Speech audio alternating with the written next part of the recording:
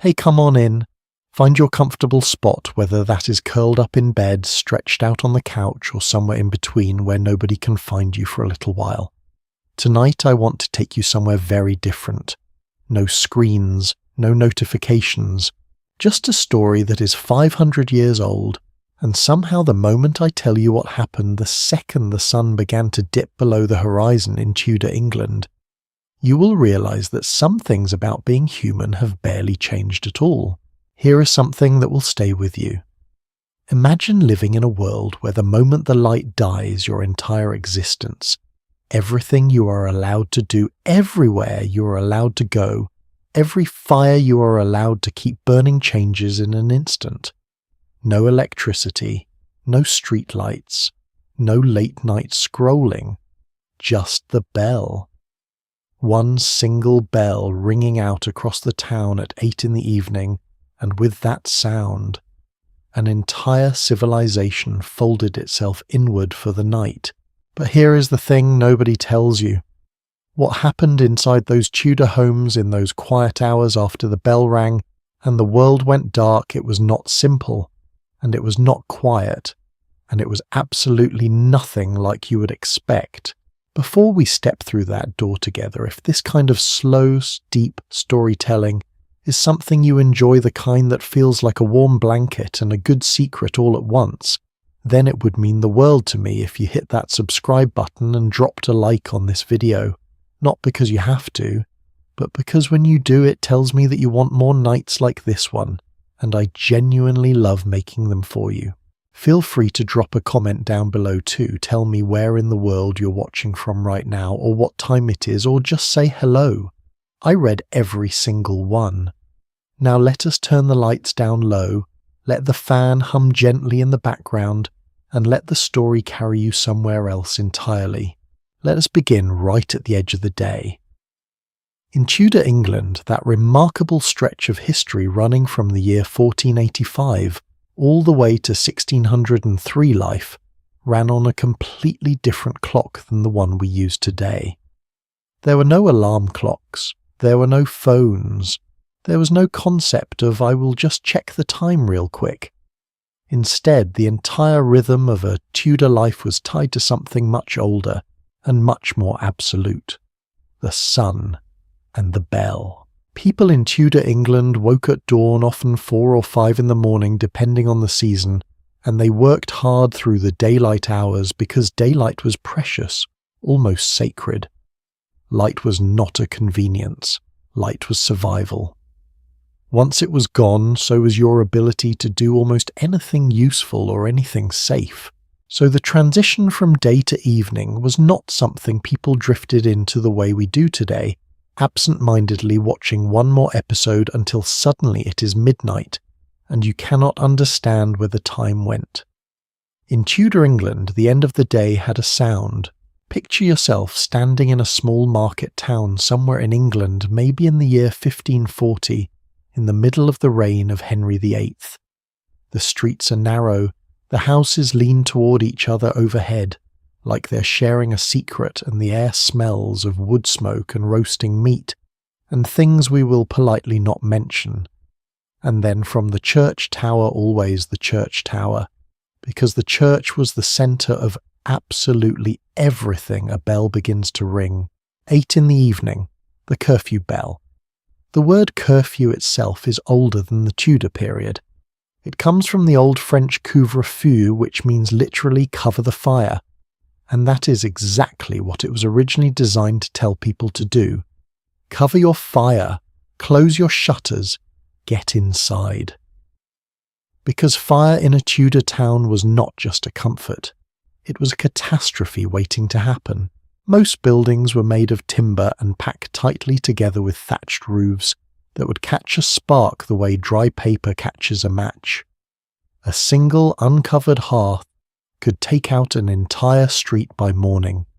So when that bell rang at 8 in the evening, it was not just a suggestion. It was a command wrapped in iron. Smiths were to stop hammering, brewers were to bank their fires, tavern keepers were to start moving their customers toward the door. and anyone still wandering the streets after the curfew bell was expected to be carrying a light, a torch, or a lantern, and to have, as one historical record puts it, a good excuse for being out, which is honestly a sentence that feels very relatable even today. But here is where it gets interesting, because the curfew bell did not mean the same thing to everyone in Tudor England. For a farmer who'd been working in the fields since before sunrise, someone whose back ached, and whose hands were cracked from the cold, the bell at 8 was not an imposition. It was a mercy, a signal that the body had done its duty for the day, and that now finally it was allowed to rest. For a wealthy merchant closing up his shop and heading upstairs to where his wife had supper waiting, the bell was simply punctuation. The end of one chapter, the beginning of another. But for the great households, the manor houses, the noble estates, the sprawling, complicated kingdoms of the Tudor aristocracy, the 8 o'clock bell was something else entirely. It was an opening act. You see, there is a misconception about Tudor evenings that I want to gently correct right now. Most people picture Tudor life as relentlessly hard and dim peasants, hunched over rough tables, eating grey porridge in the dark and then collapsing into bed on a pile of straw. And look, for the very poorest people in England, that picture was not entirely wrong. But for the middling sort, the craftsmen, the merchants, the yeomen farmers, and especially for the gentry and nobility, the hours after sunset were something genuinely worth living for. The historian Ruth Goodman, who has spent years not just studying Tudor life, but actually living it, sleeping in Tudor beds, cooking Tudor food, wearing Tudor clothes for weeks at a time, describes the Tudor evening as a period of real social richness. A time when, because the frantic demands of daylight work had finally paused, people could actually be with each other, talk with each other, enjoy each other, and in a world without the internet, without television, without even a newspaper, in the early part of the Tudor era, the company of other people was quite literally the best entertainment available. Now let us talk about what the end of the workday actually meant at different levels of Tudor society, because it was genuinely not the same experience depending on who you were. For the common labourer, a man hired by the day to work someone else's fields, or carry stone for someone else's building, the working day technically ended when the light made it impossible to continue. In summer, that might mean working until 7 or even 8 in the evening. In winter, darkness could fall before 4 o'clock in the afternoon, which sounds wonderful, until you realise that meant there was also nothing to do for those long, cold, dark hours before sleep. Supper for this person would have been eaten between 5 and 7 in the evening, a simple meal eaten at the common table, often the same food that had been on the fire all day. Pottage, a thick soup of grains and whatever vegetables were available, was the cornerstone of the common Tudor diet. Bread if they were lucky, a bit of salt pork on special occasions, ale almost always because water was genuinely not safe to drink, and ale was the responsible practical choice. There is something almost comforting about that, actually. Even 500 years ago, people understood that sometimes the right answer is just to have a drink and sit down. For the craftsman or the small merchant, supper was a little more varied, perhaps including eggs, or a piece of fish if it was a Friday, and the religious rules required it, or a bit of cheese. The household would gather around the fire after supper, and this is where the real evening life began. But let me take you into the world that I find most fascinating to describe, the Great Tudor household. A large noble estate in the 1500s was not just a home. It was a functioning village, sometimes employing dozens or even hundreds of people, all living under the same roof, all eating from the same kitchen, all operating within an incredibly elaborate social hierarchy that governed who sat where, who spoke first, who was allowed to look the master in the eye and who most definitely was not. The main meal of the Tudor day was actually not supper. It was dinner eaten around midday, supper served between 5 and 8 in the evening, depending on the season, and the household was technically the lighter of the two meals, though lighter is a relative term in Tudor England where a wealthy household might still serve several courses even at supper. And the moment that supper ended, the moment the tables were cleared and the leftover food was taken away to be distributed to the servants, and the poor at the gate, was the moment the Tudor evening truly began. Here is one detail about the Tudor day that genuinely stopped me when I first learned it. The word curfew, that word we still use today, the word parents say to teenagers when they need to be home by a certain time, comes directly from this nightly ritual of covering the fire. And in a large household, covering the fire was not a small task. The great hearth at the centre of a Tudor home, the one that cooked the food, heated the water, kept the entire household from freezing to death. In winter could not simply be extinguished every night. That was wasteful, and in a world before matches, relighting a completely dead fire was a long and difficult process.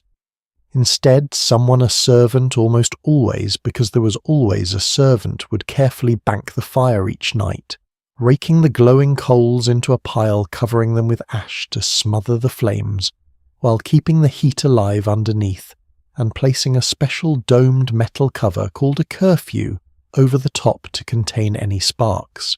In the morning, a servant would rise before anyone else in the household, sometimes as early as 4 or 5 in the morning, and use a bellows to coax those buried embers back to life. The fire never truly died. It just paused, waiting patiently under its cover of ash and iron. There is a metaphor in that, I think. Something about the way life goes quiet at the end of the day but never completely extinguishes, always keeping something warm underneath ready to be brought back to life when morning comes.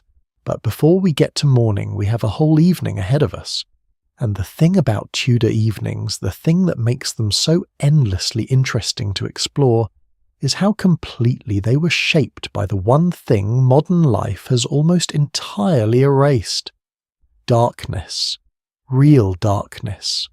Not the soft amber-tinged dark of a bedroom with a phone charging in the corner and streetlights leaking through the curtains. True absolute ink-black darkness in which a single candle was a luxury, a roaring fire was a gift, and the idea of just turning on a light was 500 years away from existing. In that darkness, people did things, felt things, said things, feared things that are almost impossible to imagine from where we sit today. And that is exactly where our story's going next. Because the moment the fire was banked and the candles were lit in a Tudor household, a whole other world came alive. A world of music that people believed could alter your dreams, of card games that could destroy a noble family's fortune in a single night, of servants with their own hidden lives running in secret just below the surface of everything the master and mistress thought they knew, of women reading books in the dark when everyone else was asleep, and of beds, remarkable, expensive, socially significant beds that were so important to Tudor life that some families wrote them specifically into their wills. We have barely crossed the threshold of the evening. Pull the blanket a little closer. There is so much more to discover. Something shifts the moment you cross from the hallway into the great hall of a Tudor manor house at supper time. The noise hits you first. Not chaos, but controlled noise.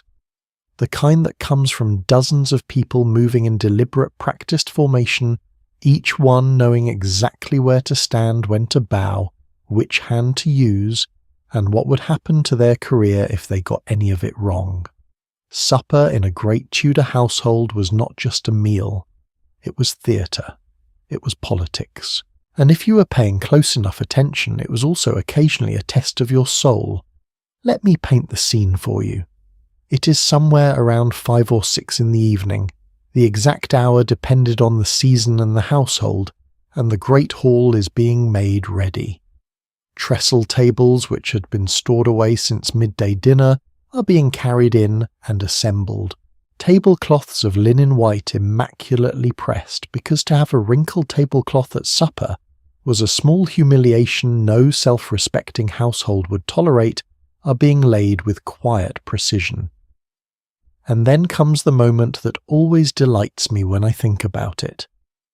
The yeoman usher of the great chamber would approach the master's table, pause and bow, twice. He would then kiss his own hand and press it to the exact centre of the table, marking the spot where the tablecloth was to be placed. The yeoman of the ewery, carrying the cloth in both arms, would approach, bow twice, kiss the cloth, and together the two men would unfold it with the slow, choreographed grace of people who had rehearsed this moment hundreds of times. Kissing the cloth had roots going back centuries. It was a gesture of proof, a silent promise to the lord of the house that the linen had not been tampered with, that no one had slipped anything inside its folds. In a world where poison was a genuine and fairly popular method of political problem-solving, these rituals were not mere formality. They were survival dressed up as manners. Now here is where I want to ask you something, because I think it is worth sitting with for a moment. When was the last time you thought about where you sat at a dinner table? Not in a stressed way, not the way you might think about seating arrangements at a wedding, but genuinely thought about it. Whether where you sat said something about who you were. In Tudor England, every single person in that great hall thought about it. Every single time. The seating arrangement at a Tudor supper table was not a convenience. It was a map of the entire social universe laid out in cloth and wood, updated nightly and capable of telling anyone with eyes to see exactly who had risen, who had fallen, and who was quietly on their way out. The highest-ranking person in the room sat at the top table, raised on a dais above everyone else. To that person's right sat the next most important guest, and then moving outward in precise etiquette book-mandated order, the hierarchy unwound itself down the full length of the room, all the way to the lowest-ranking people sitting at the very far end of the hall. There were books, actual printed books of etiquette and precedents, that governed this arrangement in exhausting detail. One surviving guide gives instructions for seating the Pope's foster parents, just in case that particular diplomatic situation ever arose, which suggests either remarkable optimism or remarkable thoroughness on the part of whoever wrote it. At the centre of all this sat one object that everyone in the room understood as the axis of power: the salt cellar. Salt in Tudor England was not the cheap, freely available ingredient we shake absently onto our food without a second thought. It was expensive, it was carefully guarded, and on a great Tudor table it sat in a container that could cost more than a craftsman earned in a year, often made of silver or silver gilt, sometimes set with precious stones, always ornate, always placed at a specific point on the table, with the same geometric precision as the tablecloth itself. Where you sat in relation to the salt cellar told the room everything it needed to know about you. Sit close to it near the Lord's end of the table, and you were above the salt. You were family-honoured guest, trusted ally. The food sent to your end of the table would be the best cuts. The most carefully prepared dishes, the ones that showed off the kitchen's finest work. Sit far from it, down toward the opposite end of the great hall, and you were below the salt. Your portion of the meal would be simpler. The conversation reaching you would be quieter and of less consequence, and everyone in the room could see exactly where you stood without a word being spoken. The phrase "below the salt" entered the English language during the Tudor era, used as early as 1599 in a play by Ben Jonson to describe someone of no social consequence. And here is the astonishing thing: we still use that phrase today. 500 years later, in a world of equality and democratic ideals and all-you-can-eat buffets, we still understand instinctively what it means to be below the salt. Because humans, it turns out, have always understood the language of the table. But let me tell you about something even stranger than where you sat. It is what you were expected to bring with you. In a Tudor household, supper was not a meal you showed up to empty-handed. Most people, including guests of reasonable means, were expected to arrive at the table carrying their own knife and spoon. their personal knife, their personal spoon, tucked in a pocket or hanging from a belt. Think about that for a second. Imagine being invited to someone's home for dinner today, walking in with your favourite fork, sitting down and pulling it out from your jacket as if this were the most normal thing in the world. Because in Tudor England it absolutely was. A person's eating utensils were a statement of identity. A wealthy guest might carry a beautifully crafted knife with a silver hilt, or a spoon made of gilded silver stored in an embossed leather case.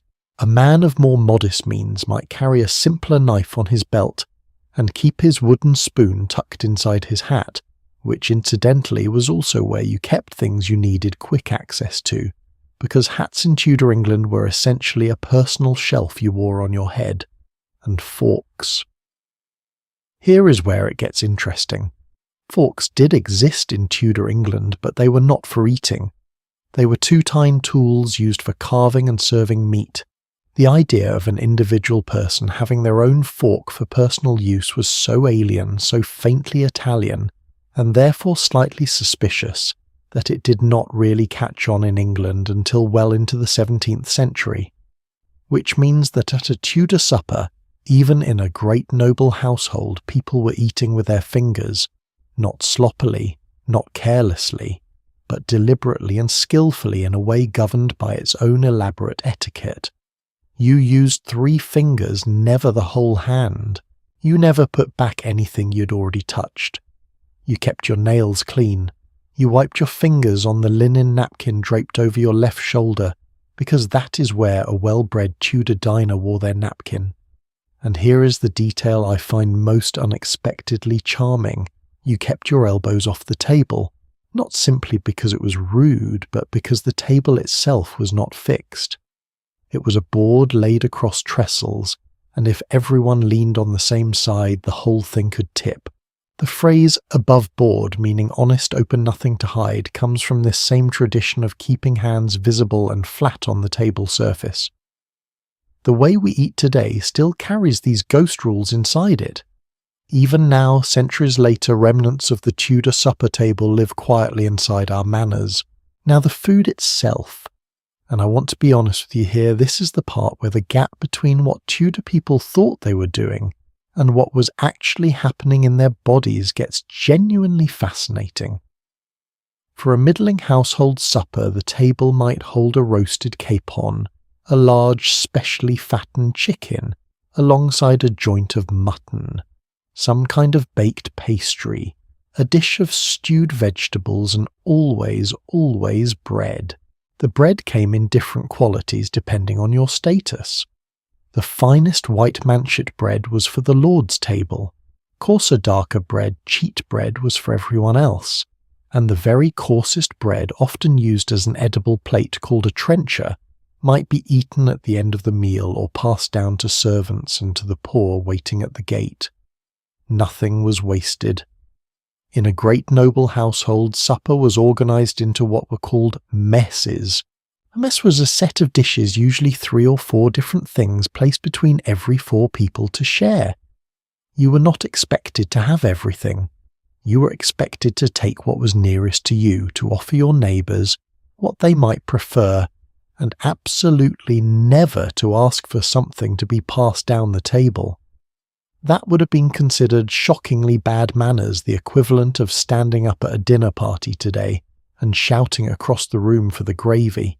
And here is one rule that I find almost unbearably specific in the best possible way. The surviving etiquette books of the period contain this instruction. You should never under any circumstances put meat into the salt cellar. The salt cellar was not a condiment delivery system. It was a status object. It was almost sacred.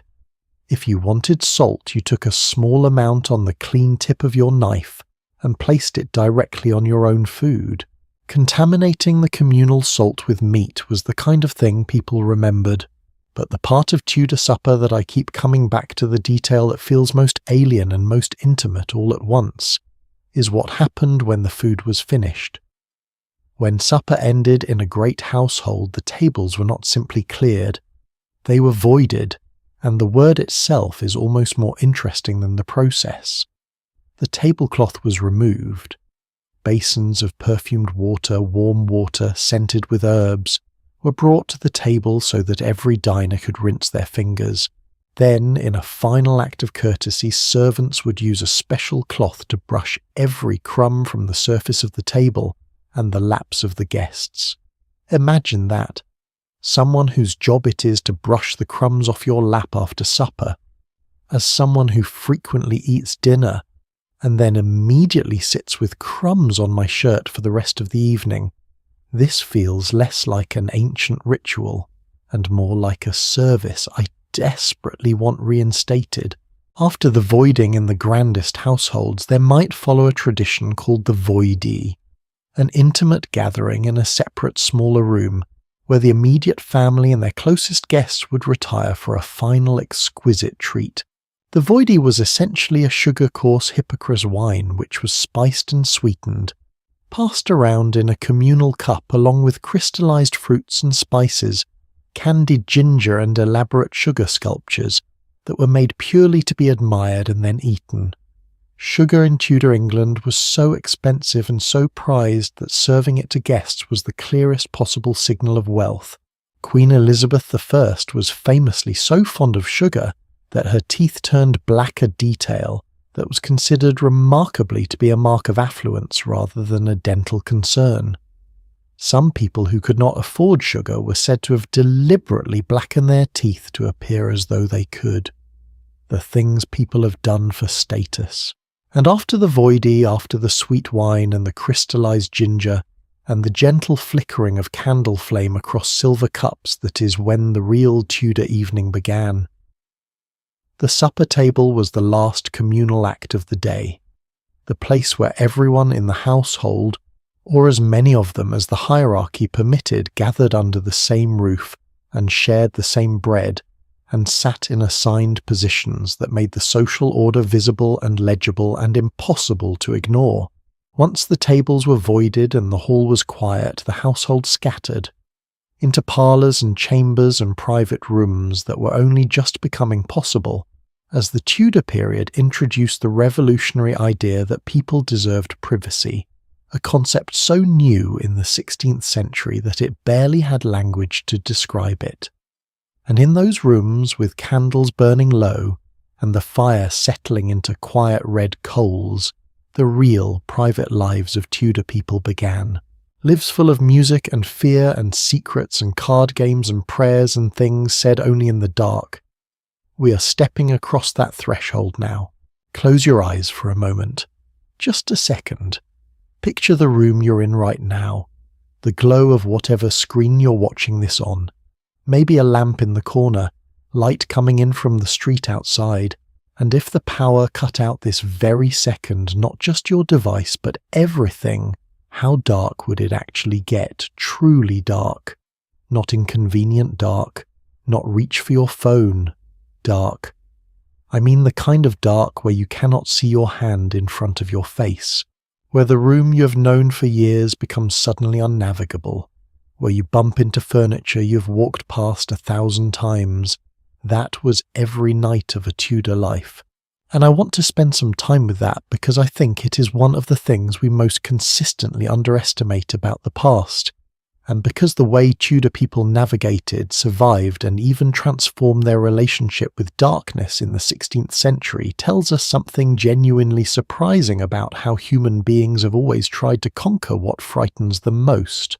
Here is where part 3 of our evening really begins. Supper is over. The tables have been voided. The great hall is being cleared of its trestle boards and folded cloths, and the household is beginning to scatter toward its private corners. And as it does, as people move from the communal light of the dining fire into the quieter, smaller spaces of the house, something very particular happens. Someone has to manage the dark.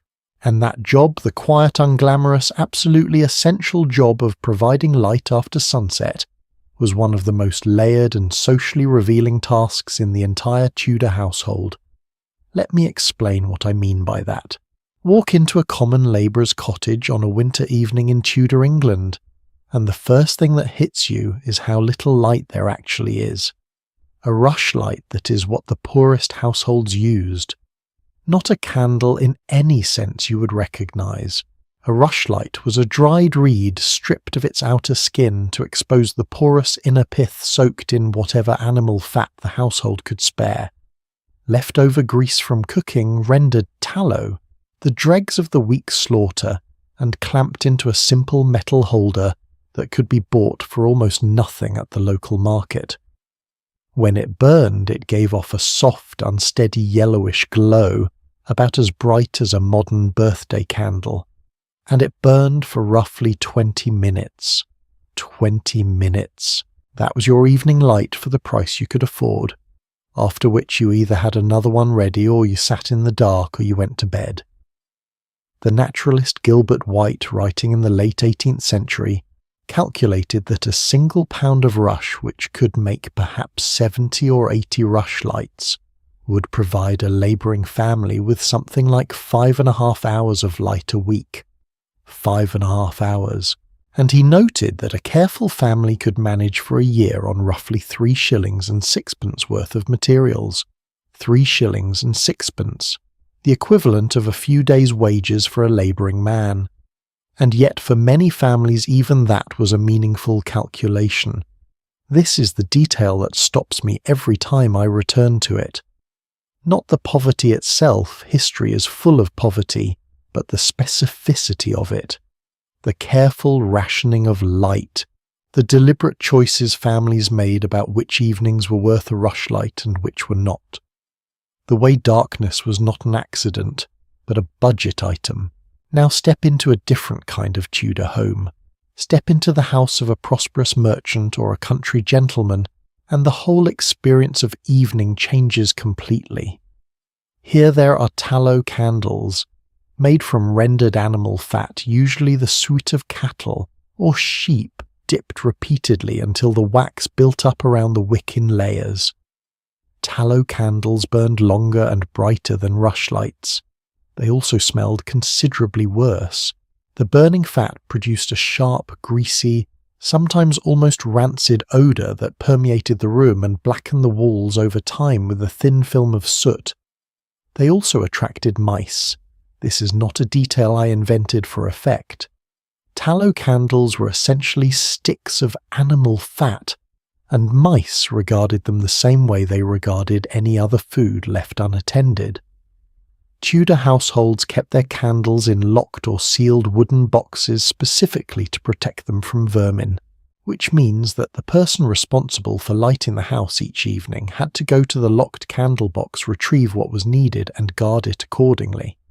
And yet even with their faults, the smell, the soot, the mice, the constant need for trimming tallow candles were the workhorse of Tudor evening life for anyone who could afford them.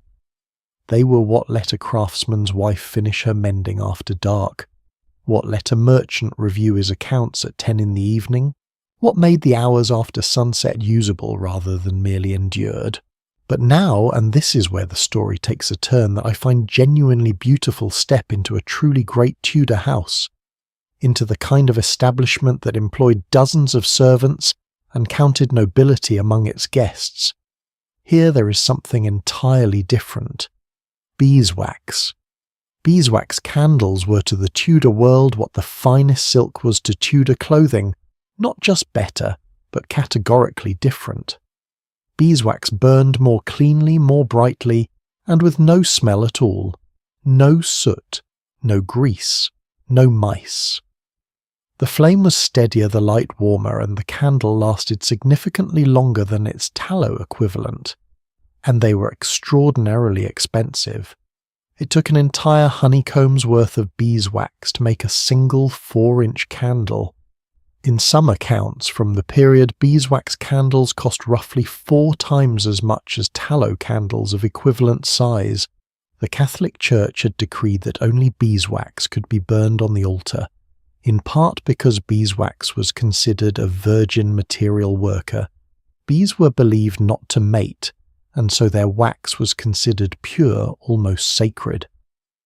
Even after the Protestant Reformation shook so much of Tudor religious life to its foundations, the association of beeswax with purity and status endured in secular homes. To visit a Tudor household lit by beeswax candles was to understand immediately that you were somewhere that mattered. Hampton Court under Henry VIII, that sprawling palace of power and spectacle, burned through enormous quantities of beeswax in its staterooms and royal apartments. And not only did the quality of the candle signal status, so did the holder. Great households owned elaborate chandeliers, iron wall sconces and branching candelabras that could hold a dozen flames at once, casting a light across a room that was by the standards of the time genuinely dazzling.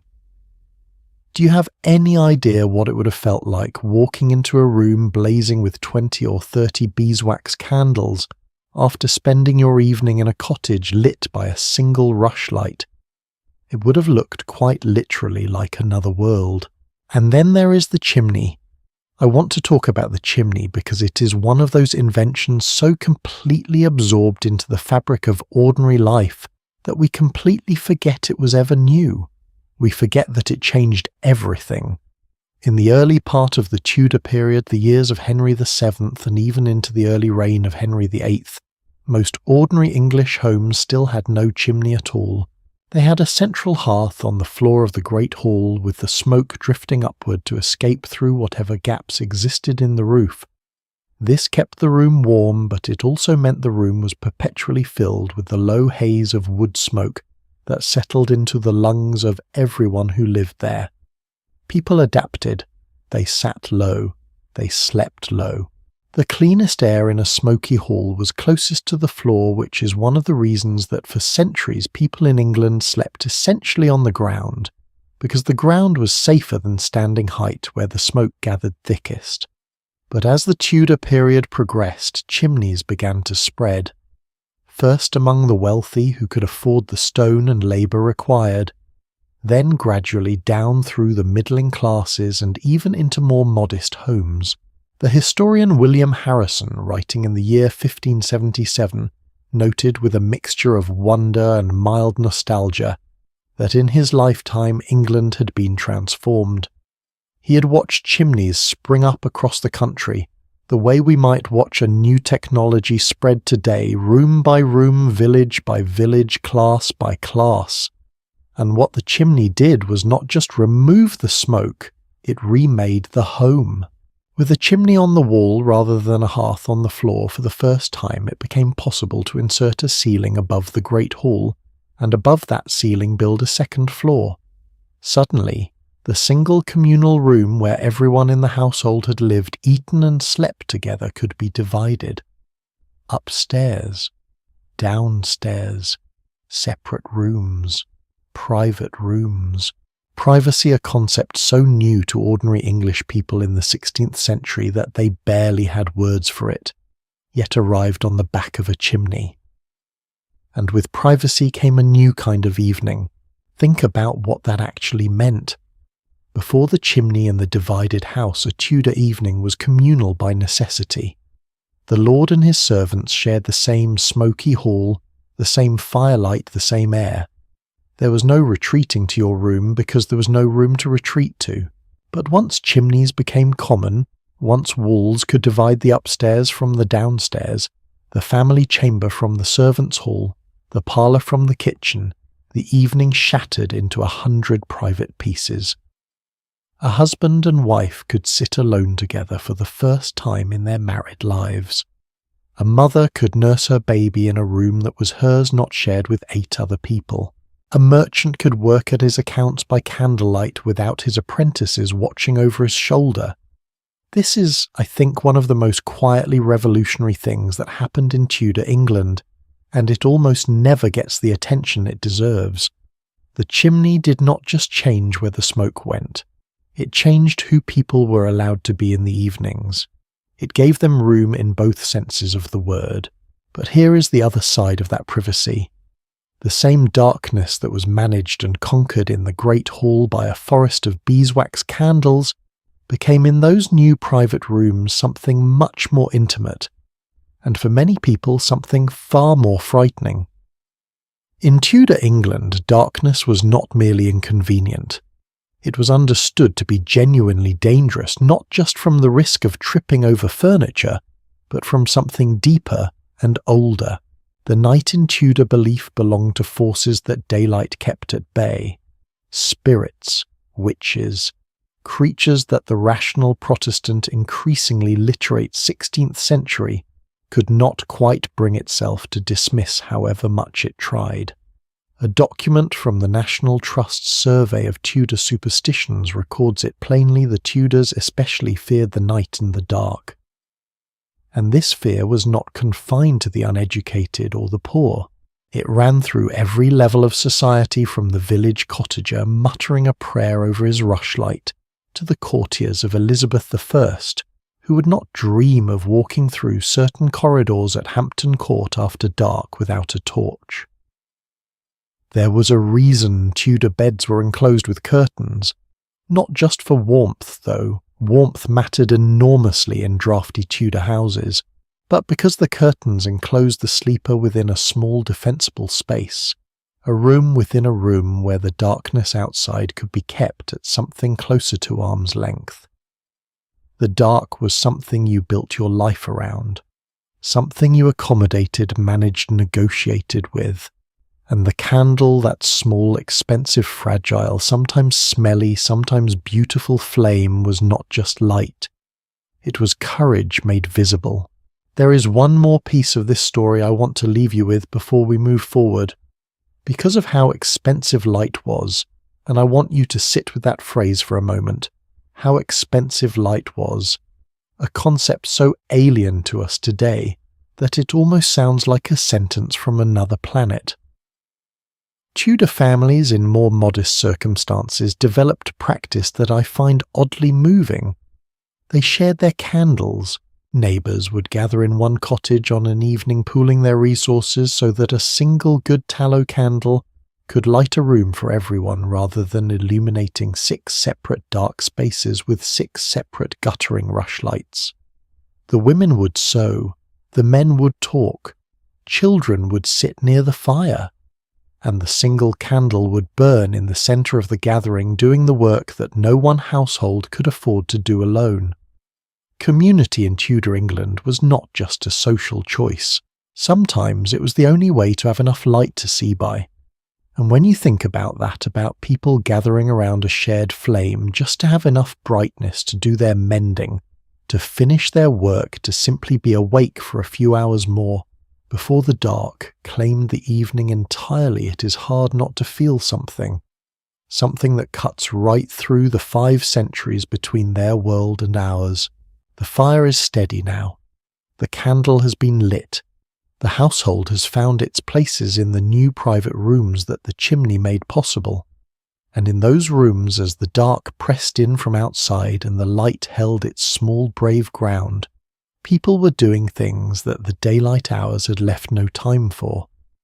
Making music no one outside the house would ever hear, playing games that were probably not entirely legal, and having conversations that only the dark made possible. That is where we are headed next. Somewhere in London in the year 1597, a book arrived in bookshops and caused something close to a quiet sensation.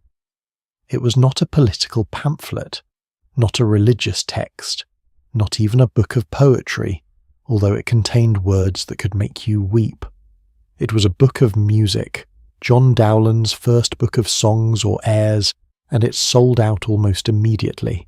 It was reprinted 5 times in his lifetime, which in the publishing world of Elizabethan England was the equivalent of going viral before the word existed. People bought it, copied from it, played from it, sang from it, at their supper tables, in their private chambers, in their gardens on summer evenings when the light lasted long enough to read the notes. And the strange thing, the thing that stops me every time I think about it, is that the most popular song in that book, the one that made Dowland famous across all of Europe, was not a cheerful song. It was not a celebration, not a love story with a happy ending. It began with the words, "Flow my tears, fall from your springs, And somehow in that Tudor evening world of candlelight and private rooms and feelings that could not always be safely spoken aloud in daylight, that song became the sound of an entire era. Music in Tudor England was not a hobby. I want to be very precise about that. Because when we hear the word hobby, we think of something optional, something you do on weekends if you feel like it when the mood strikes. Tudor music was not like that at all. For anyone living in a household of any standing merchant gentry nobility, the ability to participate in music was a social obligation, as serious and as potentially career-defining as knowing how to dress, how to bow, and how to address a superior without making a fool of yourself. The Italian writer Castiglione, whose book The Courtier was one of the most widely read guides to noble behaviour across all of 16th-century Europe, put it plainly, a gentleman who could not make music was simply not a complete gentleman. Queen Elizabeth I, who played the virginals with genuine skill, sang, danced, and may have composed some instrumental pieces herself, expected her court to share her enthusiasm. Ambassadors' letters from the period describe the musical life at her court as dazzling. And here is the sentence that has stayed with me since I first encountered it, from a contemporary account of the period: any young woman unable to take her proper place in a vocal or instrumental ensemble became the laughingstock of society. The laughingstock of society. Think about what that means for a moment. Imagine being at a Tudor dinner party supper, finished tables cleared, the household settling into the evening hours, and the lute is brought out and the part books are opened and everyone around the table picks up their copy and begins to sing their part of the madrigal. And you are the one person at the table who cannot join in, every eye in the room just for a moment sliding toward you. That particular social anxiety turns out to be completely timeless. The instruments have changed, the stakes have changed, but the feeling of being the person in the room who cannot do the thing everyone else is doing, that apparently has always been with us. So what did Tudor household music actually sound like on an ordinary evening? Let me try to reconstruct it for you. The instrument most likely to be in a prosperous Tudor home, and I mean this in the same way that a piano in the front room was a mark of middle-class respectability in Victorian England, was the lute. The lute was to the Tudor evening what the smartphone is to the modern one, not in the sense of being distracting, but in the sense of being the device around which people gathered, through which entertainment was filtered, and which no self-respecting household of any pretension could reasonably be without. It was a pear-shaped instrument strung with gut strings, grouped in pairs called courses, with a neck that angled back at the head, in a way that made it look slightly like it had been startled.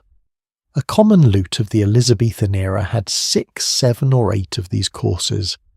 It was played with the fingers, not a plectrum, and its sound was intimate, not loud enough to fill a great hall, perfectly calibrated for a private room, a firelit parlour, a small gathering of people sitting close together after dark. And that intimacy was not accidental. It was the whole point.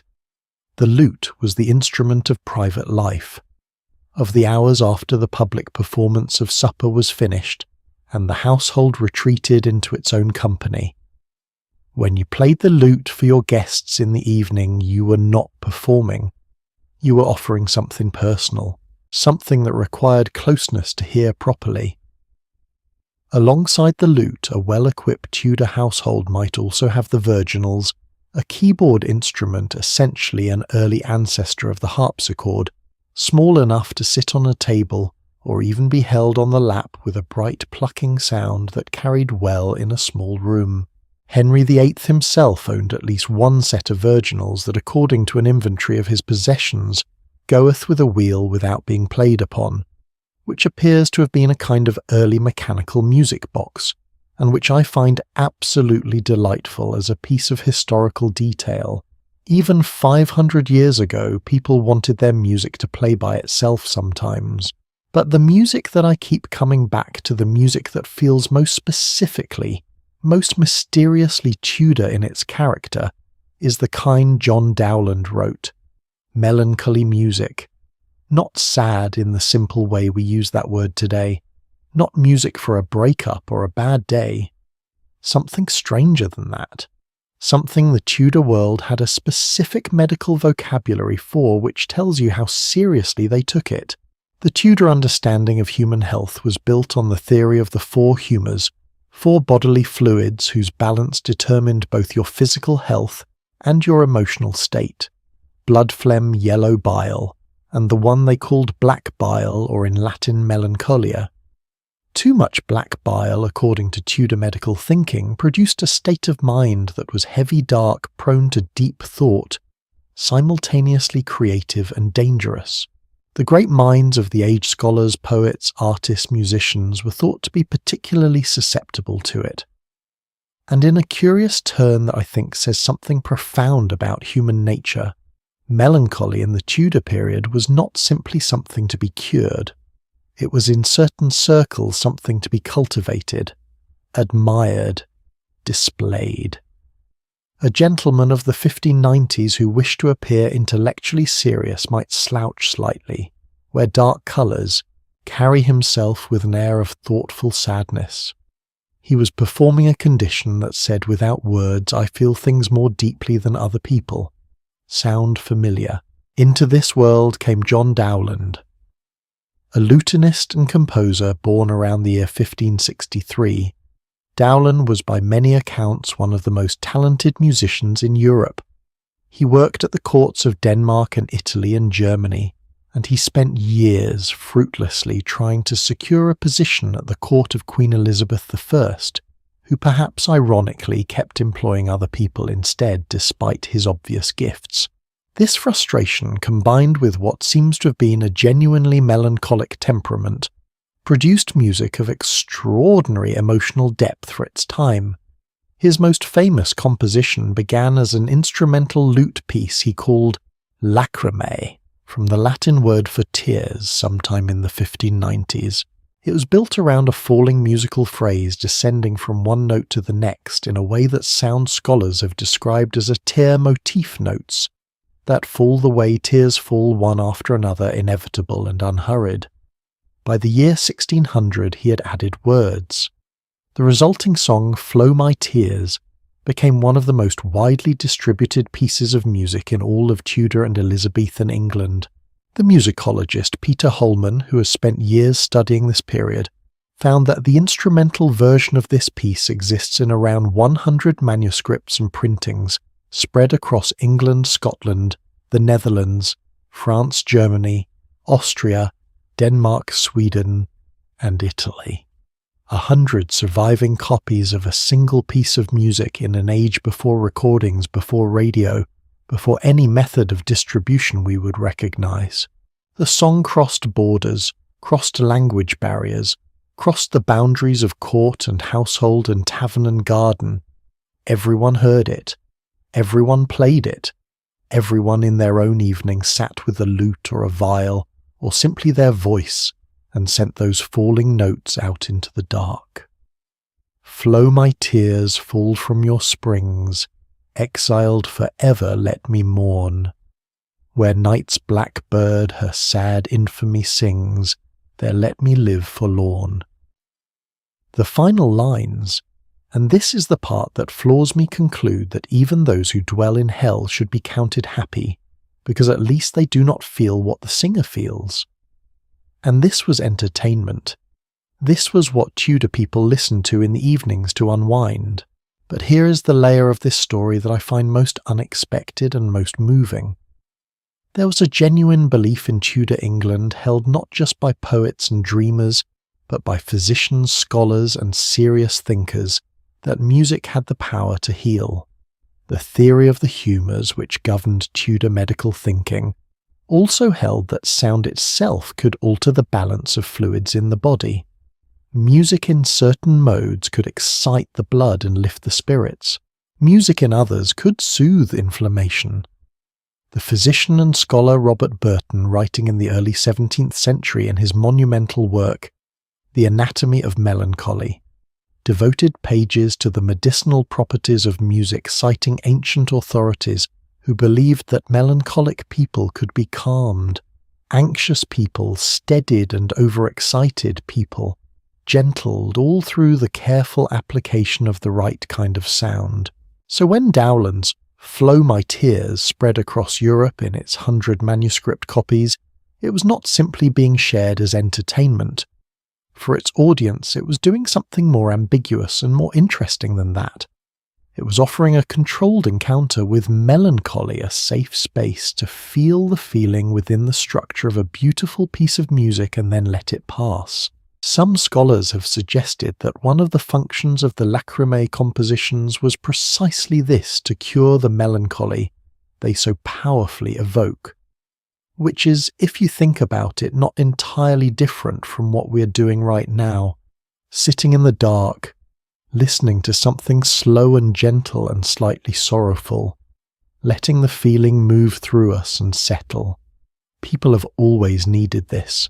Every evening across 5 centuries in 1,000 different languages and 1,000 different rooms, people have reached for something to help the day become night. The instrument has changed, the song has changed, but the reaching has not. There is one more dimension of Tudor evening music that I have not yet mentioned, and it is perhaps the most socially interesting one. Music in a Tudor household was not just performed, it was participated in.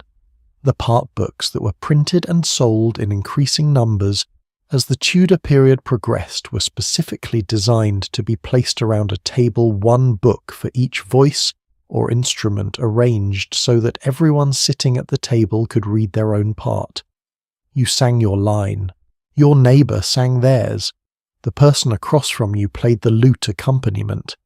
And the whole thing came together not as a performance of something distant and untouchable, but as a conversation musical simultaneous requiring everyone to listen as much as they played.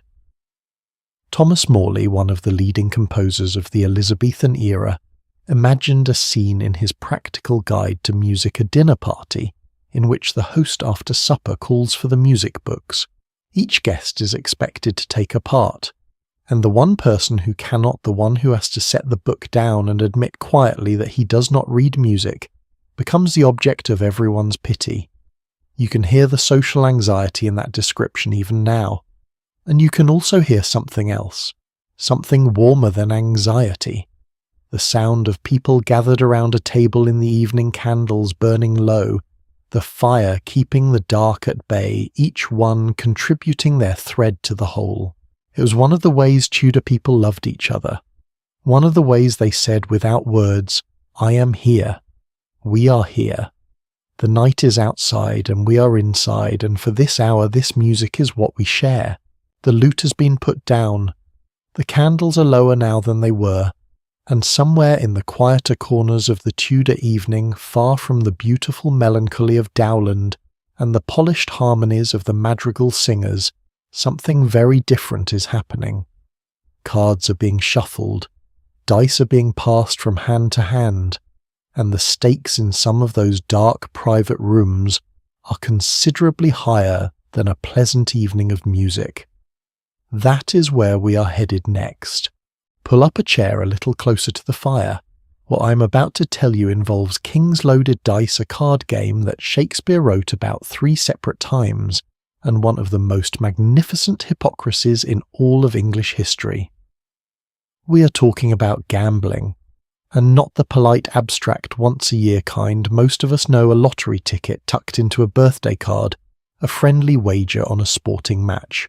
We are talking about Tudor gambling in the evenings, which was its own world entirely, a world with its own language, its own cheats, its own social codes and consequences, that could unspool a family's fortune inside a single night, while the candles burned low and the fire settled into coals.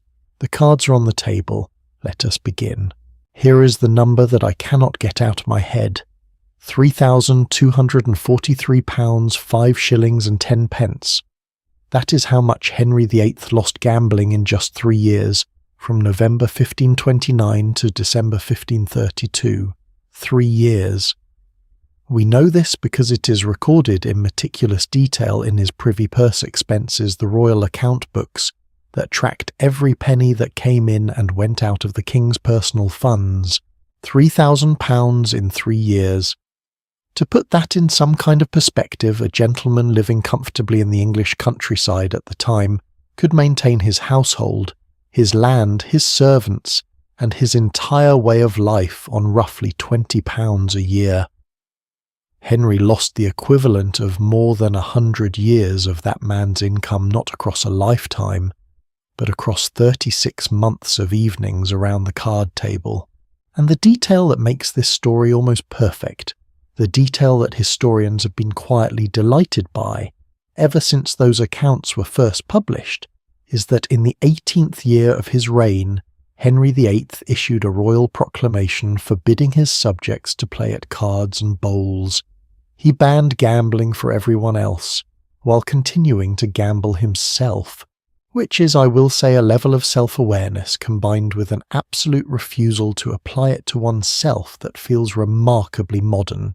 But to understand Tudor evening gambling properly, you have to understand that in the 16th century, games of chance occupied a peculiar position in society. They were simultaneously condemned and beloved, officially restricted at certain levels of society, freely practiced at others, preached against on Sundays and played enthusiastically on Monday evenings. The tension between what Tudor society said about gambling and what Tudor society actually did about gambling is one of the clearest windows we have into how the rules of any era have always been negotiated loudly in public, quietly in private. The official position, as expressed in a series of laws from the 1500s, was that servants, apprentices, and working people should absolutely not gamble. Not because gambling was wrong in principle, but because gambling was wrong for them specifically. It led to idleness, to neglect of archery practice, which was considered a matter of national defence, to frequenting taverns and dicing houses of dubious reputation. Parliament worried repeatedly and loudly about lower-class men creeping into bowling alleys and ordinary dicing houses, instead of keeping up the martial skills England might need in time of war. For the upper classes, however, for the nobility, the gentry, the wealthy merchants, the courtiers, there were no such restrictions. Fortunes could be lost and the law would not blink. The Duke of Buckingham, for example, once lost more than £76 to the Duke of Suffolk in a single sitting. £76. At a time when that sum represented roughly 4 years of comfortable living for a middling gentleman, lost in one evening across a card table in a room probably not entirely unlike the one you're lying in right now. And the game that destroyed so many Tudor evenings, the one Henry VIII, was famously bad at the one Shakespeare wrote about in at least 3 separate plays, the one that spread from Italy and Spain across all of 16th century Europe like a particularly addictive fire, was a card game called Primero. Primero is one of those games from history that stops you in your tracks when you actually understand what it was. It is in essence the direct ancestor of poker, the same basic architecture. 4 players around a table, each dealt 4 cards from a 40-card deck, hands ranked by specific combinations. Betting in rounds, you could bid stake or pass. Bluffing was not just permitted but expected. The skill lay not in the cards you held, but in what you could make your opponents believe about the cards you held. And this, I think, is the detail that bridges 5 centuries in an instant. Because what Primero required, what any bluffing game requires, is the ability to sit across a table from another person, look them in the eye and tell a lie with complete composure, which is a skill that has never gone out of fashion. The first written reference to Primero dates to the year 1526 in Italy, close enough to the Tudor period that it arrived in England essentially as a cutting-edge new game, fashionable, slightly foreign, slightly dangerous. William Shakespeare knew it well enough to reference it casually in the way you reference something your audience will immediately recognise. In the play, The Merry Wives of Windsor, Falstaff growls that he never prospered since I forswore myself at Primero, and the audience laughed because they all knew exactly what he meant. A man who broke a promise while playing cards had brought his bad luck entirely on himself. Queen Elizabeth I played it herself. Her own accounts record that in August of 1577 she took Lord North for £33 at the card game More, a related game she apparently played with great enthusiasm and even greater success. The Queen who made her courtiers feel the full weight of royal displeasure was at the card table, at least considerably sharper than her opponents. Now, if cards were the stylish, fashionable face of Tudor evening gambling, the option dressed in Italian silk, then dice were the older, rougher, more democratic version, and they had a culture all their own. Dice in Tudor England were made from ivory bonewood, or for the wealthiest players silver and gold. They had been played for centuries before the Tudor period, and the most popular dice game of the era was called Hazard, a name that tells you almost everything you need to know about its reputation. Hazard had rules so complex and with so many moving variables that gaining a genuine advantage over another player required either exceptional skill or exceptional dishonesty, and both were regularly employed. Because cheating at Tudor dice games was not just common, it was a minor industry. The most straightforward method was to load the dice to insert a small weight on one side, biasing the fall towards certain numbers. Experienced Tudor gamblers knew to tap a die sharply on the table before accepting it, listening for any difference in sound that might suggest hidden weight. But the craftsmen of fraud went further than that.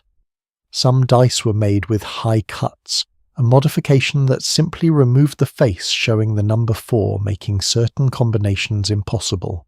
Others were made with only high numbers on multiple faces, mathematically tilting the odds, while looking perfectly ordinary to the untrained eye. The Museum of London has surviving examples of these weighted and doctored dice, including a cache that was found near the Thames. Some had been filled with drops of mercury which would shift with the motion of the throw, and consistently land the heavier face downward. There is even a specific name in the historical record for these crooked dice. They were called Fulhams, apparently because the Thameside village of Fulham had such a reputation as a gathering place for dice cheats that the name of the place became the name of the crime. Fulham, the village of fraudsters. I find this wonderful. If you were caught cheating at dice, if someone at the tavern table or the nobleman's chamber spotted the tell, the consequences could be severe. Contemporary accounts describe cheaters being led to the public pillory, with their false dice hung around their necks for the crowd to see. A social humiliation designed to match the nature of the crime, and yet people kept cheating, and people kept playing with strangers. Because the lure of winning the particular immediate electricity of a lucky throw was stronger than the fear of getting caught. It still is, of course. It has always been. But here is what I find most fascinating about Tudor gambling when I step back from the specific games and the specific sums and look at the whole picture. Gambling in the Tudor evening was not simply an entertainment, it was a social language. The card table or the dice table was one of the very few places in Tudor society where the normal rules of hierarchy became briefly and thrillingly suspended. A great nobleman could lose spectacularly to a craftsman's son with a good eye and steadier nerves. A man of no birth and no connections could in the right game on the right evening win enough to change his circumstances entirely. There is a story, and I cannot verify every detail, but it has the flavour of something that happened more than once in various forms of a young Elizabethan courtier who was so heavily in debt from an evening's gambling that he spent the next 6 months borrowing money from friends, dodging creditors, and sleeping in various people's houses to avoid the men who came looking for payment. He was not unusual. He was almost typical of a certain type of young Tudor man who arrived at court with ambitions and a card table, and left with rather less than he came with. The Puritan writer Stephen Gosson, writing in 1579 in a pamphlet called School of Abuse, described bowling alleys which were associated with the gambling culture as privy moths that eat up the credit of many idle citizens whose gains at home are not able to weigh down their losses abroad, whose shops are so far from maintaining their play that their wives and children cry out for bread and go to bed supperless. Wives and children going to bed supperless because of an evening's lost game. Gosson was polemical, certainly he was a moralist writing with an agenda, and moralists have always used the most extreme examples they could find. But the anxiety he was expressing was real.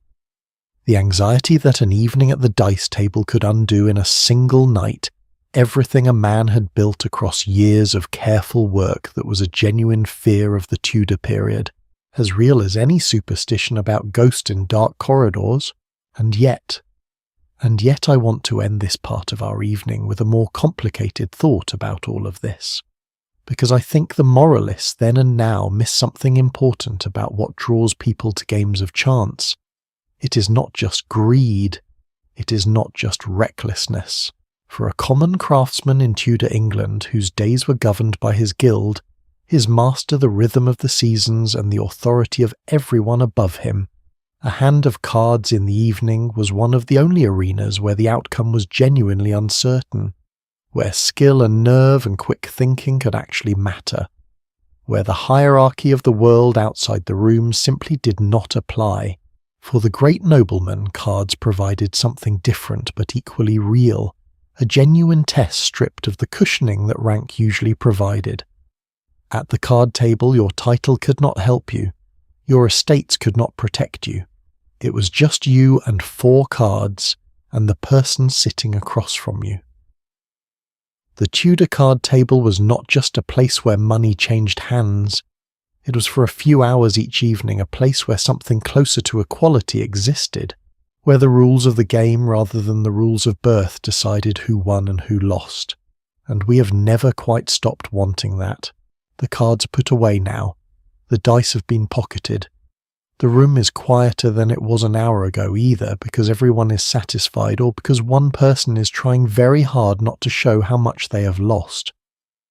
But there are other rooms in this household, rooms that the men at the card table know nothing about, rooms where a different kind of evening is unfolding quieter, more private, and in some ways far more interesting, because the women of the Tudor household had their own evening entirely.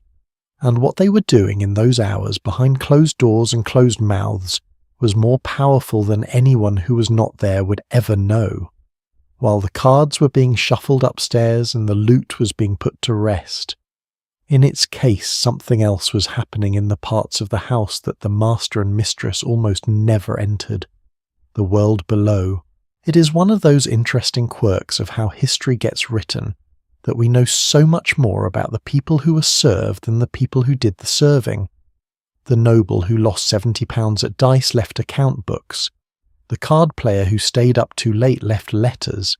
But the girl who cleared the supper dishes, the boy who carried coals to the upstairs hearth, the woman who stood for 6 hours at a time watching from the corner of a room in case a guest needed something, they left almost nothing.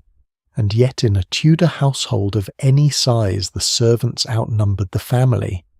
The family might be 4 or 5 people, the staff might be 20 or 40, or in the grandest establishment something closer to 100, which means that for every candlelit parlour scene we imagine there was a whole other world running parallel to it, just out of sight, governed by its own rules, its own ambitions and its own understanding of how the evening worked. That is what I want to talk about now.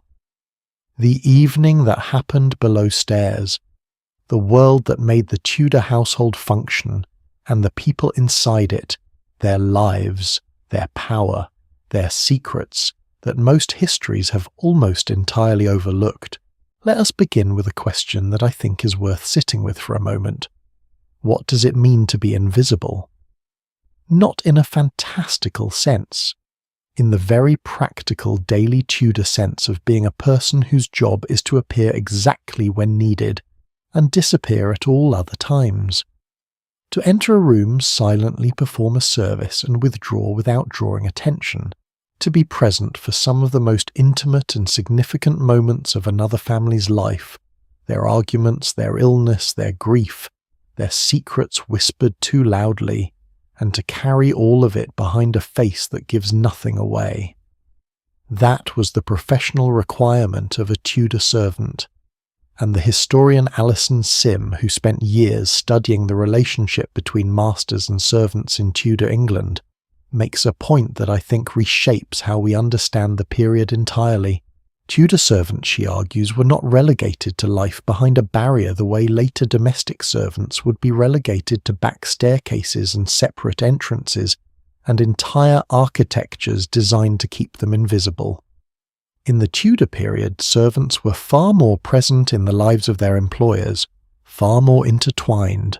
They shared the same physical spaces to a degree that later centuries would find uncomfortable, and they knew things, intimate things, consequential things that their masters and mistresses could not afford to have spoken aloud, which meant that the most valuable quality a Tudor servant possessed was not skill, it was silence. Now within the household, the servants were not a single unified group, any more than the family above them was. They were their own society with their own hierarchy, just as rigid and just as politically charged as anything happening in the great hall at supper. At the very top of the servant world sat the steward in a great household, a man of considerable education, and sometimes of gentle birth himself, responsible for the administration of the entire estate. He managed accounts, supervised staff, organised the household's provisions, and represented the lord's interests in his absence. In some great houses, the steward was more powerful in practical terms than half the nobility he served. He could make a junior servant's life comfortable or miserable. He controlled access to resources. He knew where every penny went. Below him in the domestic hierarchy of the house itself, the housekeeper held equivalent authority over the female staff, and in the Tudor period this was not a ceremonial title. The housekeeper was the person who actually knew how the house ran. She held the keys, literally in many cases a great ring of iron keys that unlocked the linen cupboards, the stores of dried goods, the candle box, the medicine chest. Keys were not just tools in Tudor England. They were symbols of authority. A woman who carried the keys was a woman who controlled access to the household's most valuable resources. And here is something I find genuinely wonderful about this arrangement. For the women who rose to these positions, housekeeper, lady's maid, head laundress service was not simply a life of subservience. It was within the very narrow channels that 16th-century England permitted women something closer to a career, a path with genuine advancement, genuine responsibility, and genuine power. So what did a Tudor servant's evening actually look like? After supper was served, cleared, and the family retreated to their private quarters, the servants did not simply stop. The world below stairs had its own rhythm that continued long after the upstairs household had settled. In the kitchen the clearing continued. Pots and vessels from the evening's cooking had to be scoured in an era before soap as we know it. This meant river sand, sharp and abrasive, worked by hand across pewter and iron surfaces until they came clean. The scullion at the very bottom of the kitchen hierarchy was responsible for this most unglamorous of all the unglamorous tasks in the Tudor house. Young, often only 12 or 13 years old, working from well before dawn to long after the family's supper was done, sleeping in whatever corner of the kitchen was available. The daily menu for the very lowest servants at court, recorded in actual household accounts of the period, listed their provisions simply as bread, ale, beef, and veal or mutton. 2 courses, shared between 4 people, served in the servants' hall only after the family and their guests had finished. First the family, then the senior servants, then the junior servants. Then whatever remained went to the poor waiting at the gate. The social hierarchy of the Tudor evening did not stop at the foot of the main staircase. It continued all the way down in every direction, sorting every person into their place with the same unyielding logic that governed the seating order in the Great Hall above. But here is the layer of Tudor servant life that I find most fascinating, and that most straightforward histories manage to miss entirely. The servants knew everything. I do not mean this as a vague generalization. I mean it in a very specific material sense. A lady's maid helped her mistress dress and undress every day, combed her hair, helped her to bed, and sometimes, in the older tradition of communal sleeping, lay at the foot of her bed through the night. She was present for private conversations. She witnessed moments of grief, of fear, of marital conflict that the outside world would never see. She knew which letters arrived and from whom. She knew when the mistress had been crying. A manservant who dressed his master, helped him to the close stool, and attended him in the privy chamber understood the man's physical condition, his moods, his anxieties, his relationships with extraordinary intimacy. The historian Tracy Borman, writing about the private lives of the Tudors, notes that Elizabeth I herself once complained, "I do not live in a corner. 1,000 eyes see all I do." The Queen was not being dramatic. She was stating a literal fact about how royal and noble life worked.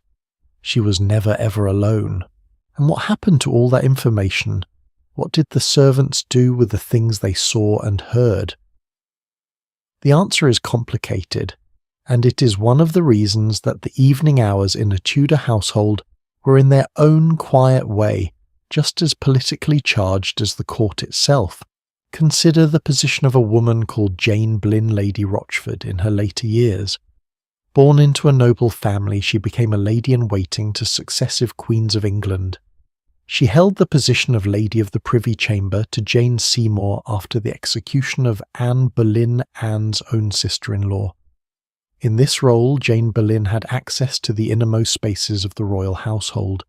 She witnessed things, overheard things, knew things. Some historians believe she may have been used, or may have acted as an informant for Thomas Cromwell Henry VIII's powerful chief minister during the dangerous months that led to Anne Boleyn's fall in 1536. The information a well-placed lady-in-waiting could provide, delivered discreetly in the correct direction, could shape the course of English history, and that is the most extreme example. But the principle ran all the way through every level of Tudor service. A steward who managed a great lord's accounts knew more about his financial position than the lord's wife or children. A cook who managed a household's provisions understood the true state of its resources. A senior servant who had been with a family for decades held information about them that was simply irreplaceable. This information was a form of power. A quiet, invisible, never openly acknowledged form of power, but power nonetheless. The question of what you did with what you knew, and how carefully you protected the silence that your employer required, and whether you might one day use what you knew to negotiate a better position, a better wage, a reference that would secure your future. These were the calculations that ran beneath the surface of every Tudor servant's evening. In this sense, the servants' hall after supper was not simply a place where tired people ate their leftover meat and went to bed. It was a room full of people who collectively knew more about the household than anyone else in it. I want to pause here and ask you something, because I think it is one of those questions that feels small and then turns out to be larger than expected. Have you ever been in a room and realized that the person you thought wasn't paying attention had heard every word you said? Tudor servants lived inside that moment. Every day, every evening. That was the condition of their professional existence. And the remarkable thing, the thing that strikes me every time I return to this subject, is how rarely that power was used badly. Not because Tudor servants were saints, or because the system was fair, but because the calculation was understood on both sides. A servant who broke confidence destroyed their reference. Their reference was everything. Without a good word from a previous employer, the door to the next household was closed. The threat was not stated. It did not need to be. Everyone understood. Discretion was the coin of the servant's realm, and in exchange for that discretion, what did the servant receive? Room board and a wage, those are the obvious answers. But the less obvious answer, the one that I think matters more, is that a servant in a great Tudor household occupied a world. Not a glamorous world and not a comfortable one by our standards, but a world with structure, with community, with the particular kind of meaning that comes from knowing your place in something larger than yourself. The servants' hall in the evenings after the family's supper had been cleared, that was its own society, its own social hour. The steward at the head of the table, the senior servants around him, the junior servants further down, and the kitchen workers eating their late supper after the last pot had been washed. They talked. Of course they talked. About the household, about each other, about the world beyond the estate gates that they glimpsed only on errands and market days. They formed friendships that lasted decades, romances that were sometimes tolerated and sometimes strictly forbidden rivalries that could make a working day very long indeed. They were underneath the uniform and the rules people with all the complexity and warmth and occasional pettiness that people have always had. And in the mornings when the household bell rang before dawn and the day's long service began again, they rose and became invisible once more. There is one more thing I want to leave you with before we move forward. In the great hall of Hampton Court, the ceiling of the room where everyone, family guests and senior servants once gathered for meals, contains painted carved faces looking down from the woodwork. They were designed as reminders to the diners seated below. They had a name. They were called eavesdroppers. Wooden faces built into the architecture of the room meant to remind you that even in a great hall, even at a feast, someone might be listening. The Tudors understood perfectly that information moved through a household like water through stone, finding every crack, filling every silent space. They built the reminder into the ceiling, and every evening as the family settled into their private hours, and the servants settled into theirs, the exchange of silence and knowledge that held the whole arrangement together continued quietly and visibly in both directions. The house knew everything. It just depended on who was listening and what they chose to do with what they heard. But while the servants' hall settled into its evening rhythms below, and the family's private world unfolded in the rooms above, there was one corner of the Tudor household where something stranger and more complex was happening. A room where women sat with their needles and their books and their quiet conversations, building something that the rest of the household could neither see nor measure. And what they built in those evening hours was in its own way more enduring than anything that happened at the card table or the supper board. That is where we're going next. There is a specific kind of room I want you to imagine. Not the great hall, not the supper table, not the servants' quarters below stairs where we just spent our time. Something quieter than all of those. A private chamber in a good house hung with tapestries to keep the draughts at bay, a fire laid carefully in the corner hearth, 2 or 3 candlesticks on a table, the window shuttered against the dark. And in that room several women, a noblewoman, her gentlewoman companion, perhaps a younger daughter still being formed by the household's habits, sitting in a circle that is both social and purposeful, their hands moving in the soft light while their conversation runs on. This is the Tudor woman's evening, and it is one of the most misunderstood scenes in all of English history. Because from the outside, from the perspective of the husbands and fathers and Tudor moralists who wrote approvingly about it, what these women were doing looked perfectly harmless, obedient even. They were sewing. They were keeping their hands occupied in the approved manner. They were doing exactly what respectable women were supposed to do in the evening hours. What those husbands and fathers and moralists did not fully appreciate was what else was happening inside that room, and what some of those needles were actually recording. Let us start with the official version of Tudor women's evenings, because it is genuinely interesting in its own right before we get to the subversive part. Needlework, embroidery, tapestry, fine sewing was the central evening occupation of women across nearly every level of Tudor society above the very poorest. This was not a polite hobby. It was a trained skill that began in early childhood, a significant contribution to the household's material resources, and a marker of social standing and personal virtue all at once. The moralists who wrote conduct literature for Tudor women, and they wrote a great deal of it, were enthusiastic about needlework for exactly this reason. A woman who sat peacefully with her needlework was a woman who was not doing anything troublesome. Her hands were occupied, her eyes were on her work. She was not wandering, not speaking to people she should not speak to, not reading things that might give her ideas that would cause problems for everyone later. In the 1580s, one educational writer named Richard Mulcaster, making the case for why girls should have some limited schooling, was careful to reassure his male readers that he would address boys' education first, since naturally the male is more worth. Girls, he noted, shouldn't be permitted to study too many things. An education in domestic virtue was what was called for, and needlework was the approved centerpiece of that domestic virtue. Here is the thing, though.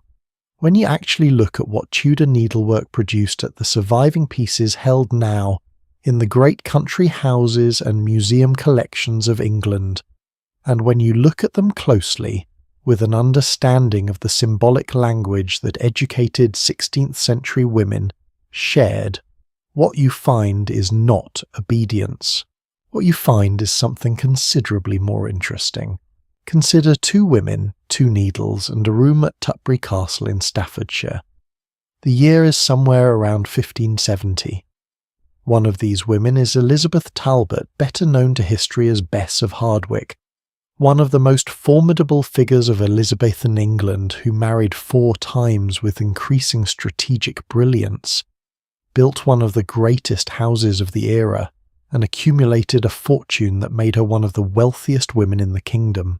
She was also an embroiderer of extraordinary skill. The other woman was her houseguest. Except, houseguest is a somewhat polite way to describe someone being held under supervised confinement at the order of the Queen of England, because the woman sitting across from Bess of Hardwicke, her needle moving through the same linen canvas, was Mary, the Queen of Scots, a Catholic queen who had fled across the border from her Protestant subjects and who'd been given into the care of the Earl of Shrewsbury, Bess's husband, while Queen Elizabeth I decided what to do with a Catholic rival with a viable claim to the English throne. For 15 years Mary lived in this arrangement, moving between various of the Shrewsbury properties restricted from free movement. Her correspondence monitored, her visitors controlled. And during those long years of captivity she embroidered. Nicholas White, an envoy of Elizabeth I who visited Mary during her confinement, was asked to report back on the prisoner's condition and activities. His account survives. When he asked Mary how she passed her time, she told him she worked at her needle, and that the diversity of the colours made the work seem less tedious, and that she continued so long at it that the very pain in her hands made her give over. She sat alone in a room and stitched through the pain until her body forced her to stop. And what was she stitching? The panels that survive from this period, known as the Oxburgh hangings, held today partly at Oxburgh Hall in Norfolk and partly at the Victoria and Albert Museum in London, are 101 needlepoint pieces of remarkable beauty and remarkable complexity. They are worked in cross-stitch and tent-stitch using coloured silks, gold and silver thread, and they depict a world teeming with plants, animals and emblematic images drawn from the great natural history books and emblem literature of the Renaissance. At first glance they look like beautiful decoration, exactly what embroidery was supposed to look like. Look closer. Scholars who have spent years studying these panels have found a language running beneath the ornamental surface, a visual vocabulary of symbols that any educated woman of the period would have recognized, and that most men in the household would have passed over without a second thought.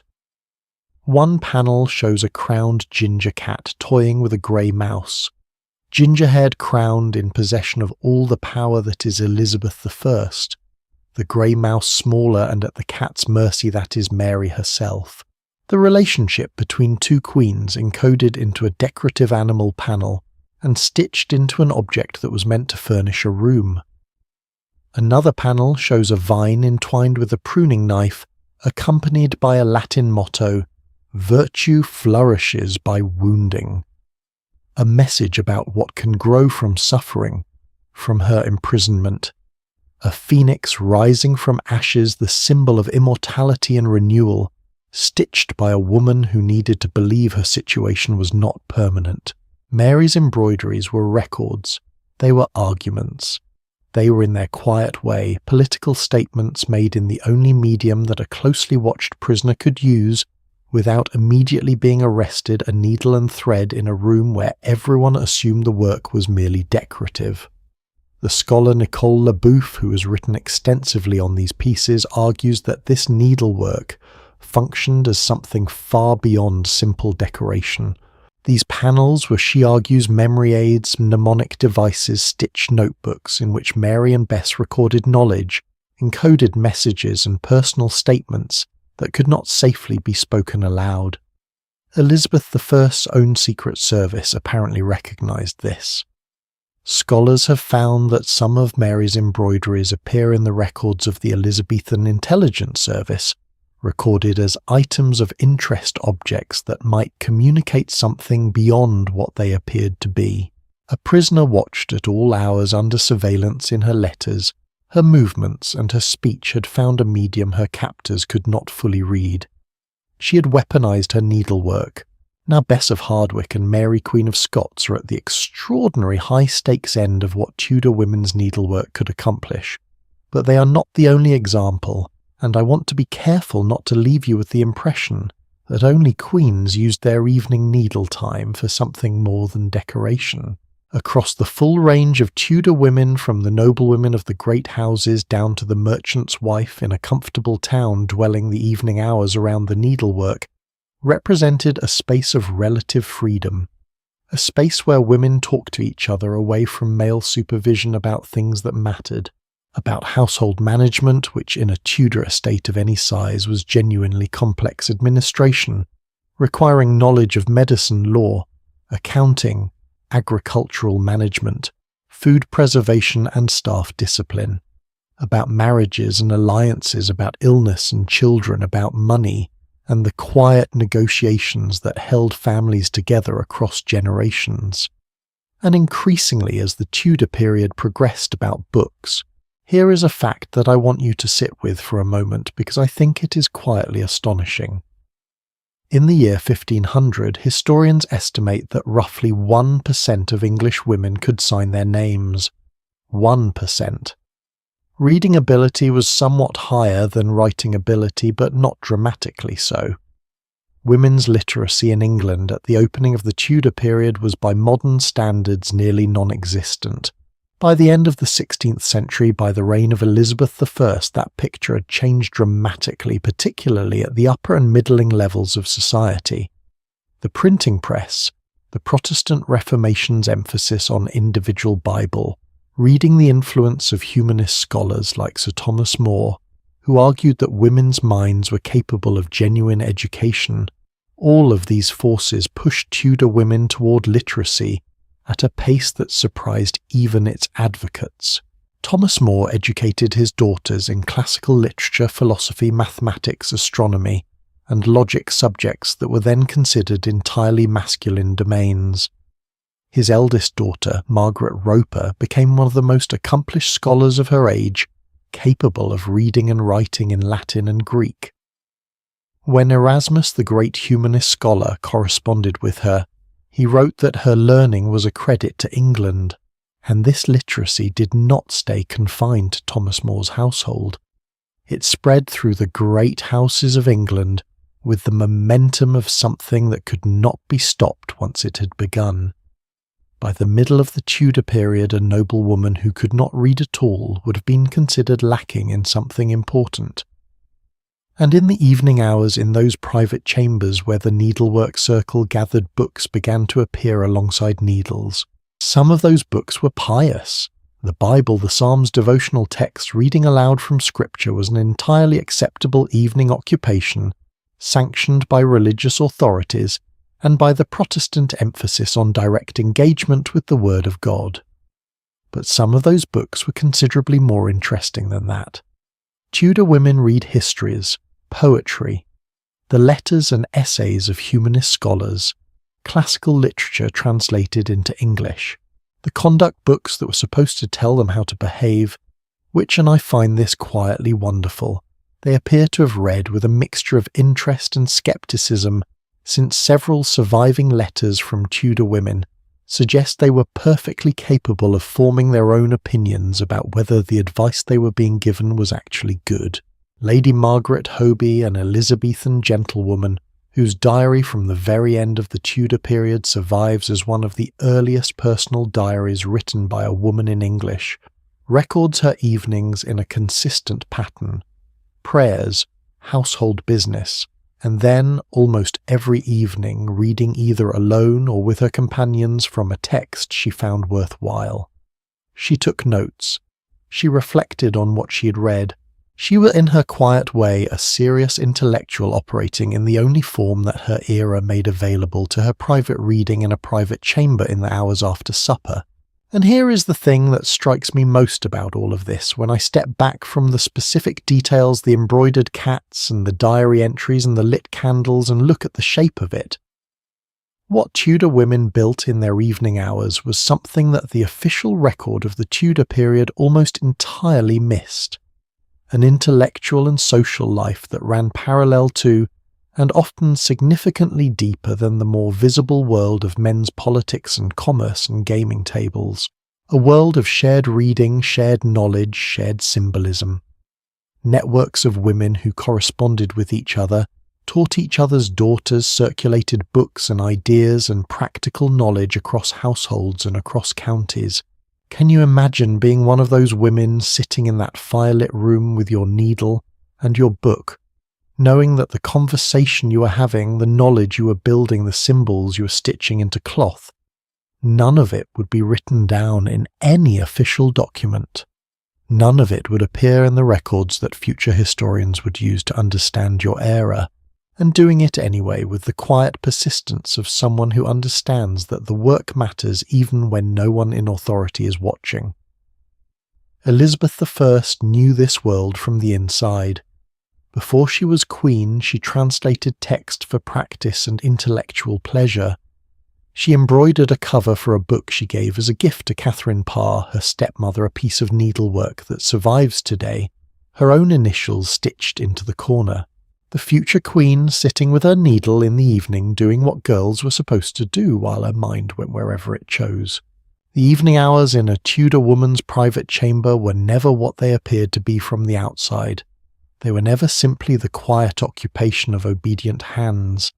They were a kind of scholarship conducted in secret, a kind of politics practiced in the margins, a kind of freedom carved out of the very confinement that was supposed to prevent it. Mary Queen of Scots stitched her defiance into fabric with silk thread, while her guard stood at the door and thought she was simply passing the time, and that the gap between what the needle appeared to be doing and what it was actually doing tells you everything you need to know about how Tudor women survived their evenings. The candle has burned lower since we came into this room. The conversation in the corner is quieter now, the needle moving more slowly as the hour grows late. But the household is not finished with the evening yet, not by a long way.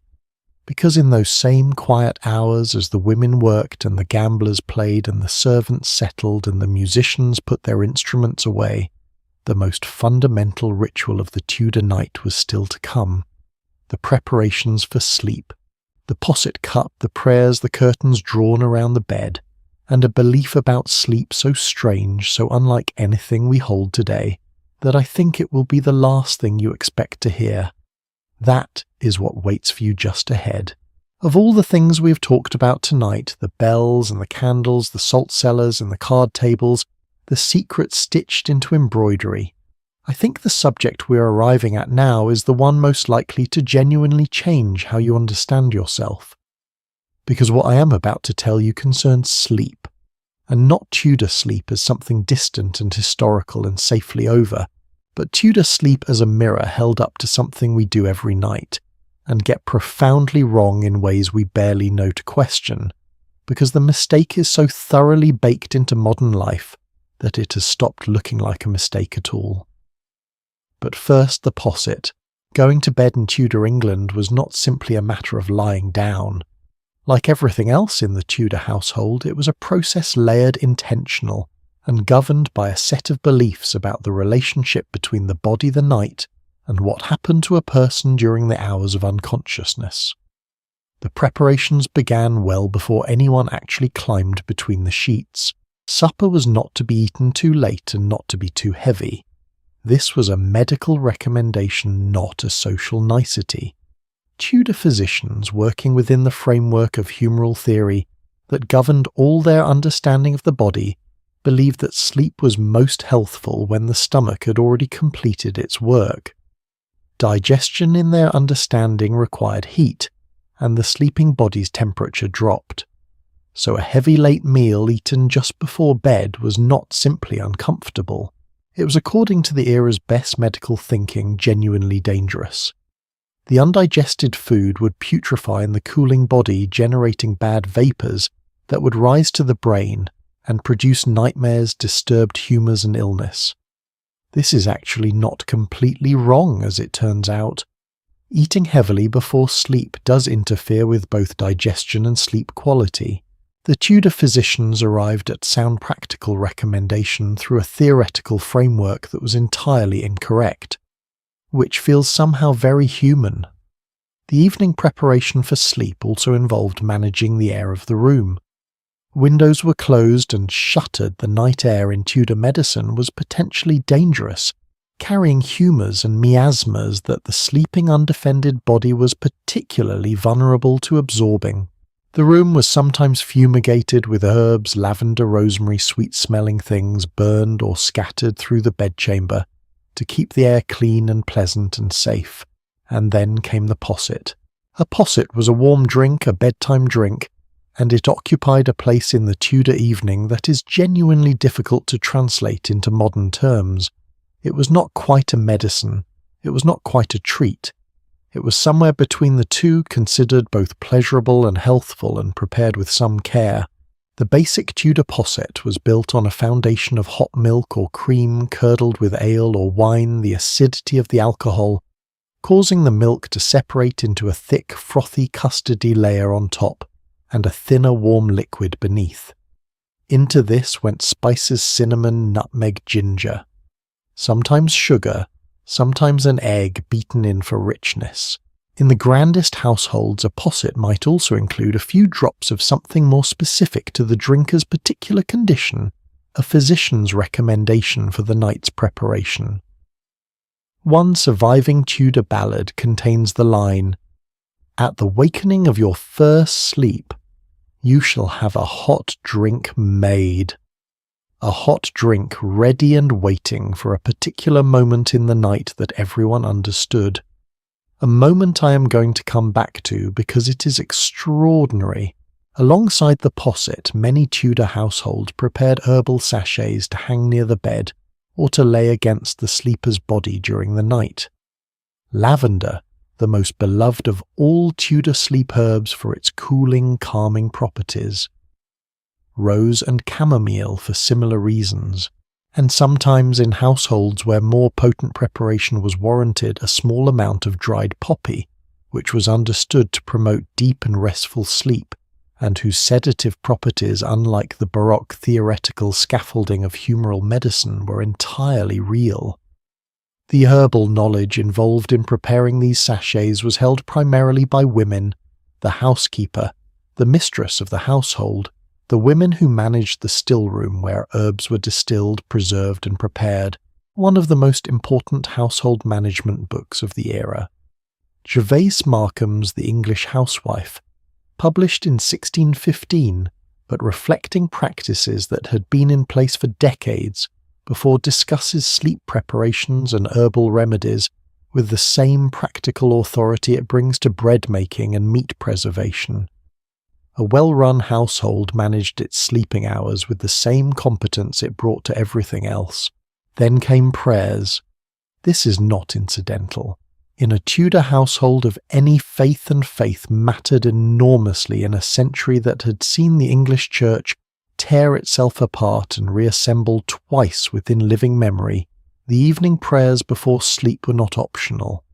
They were the non-negotiable hinge between the waking day and the vulnerable hours of sleep.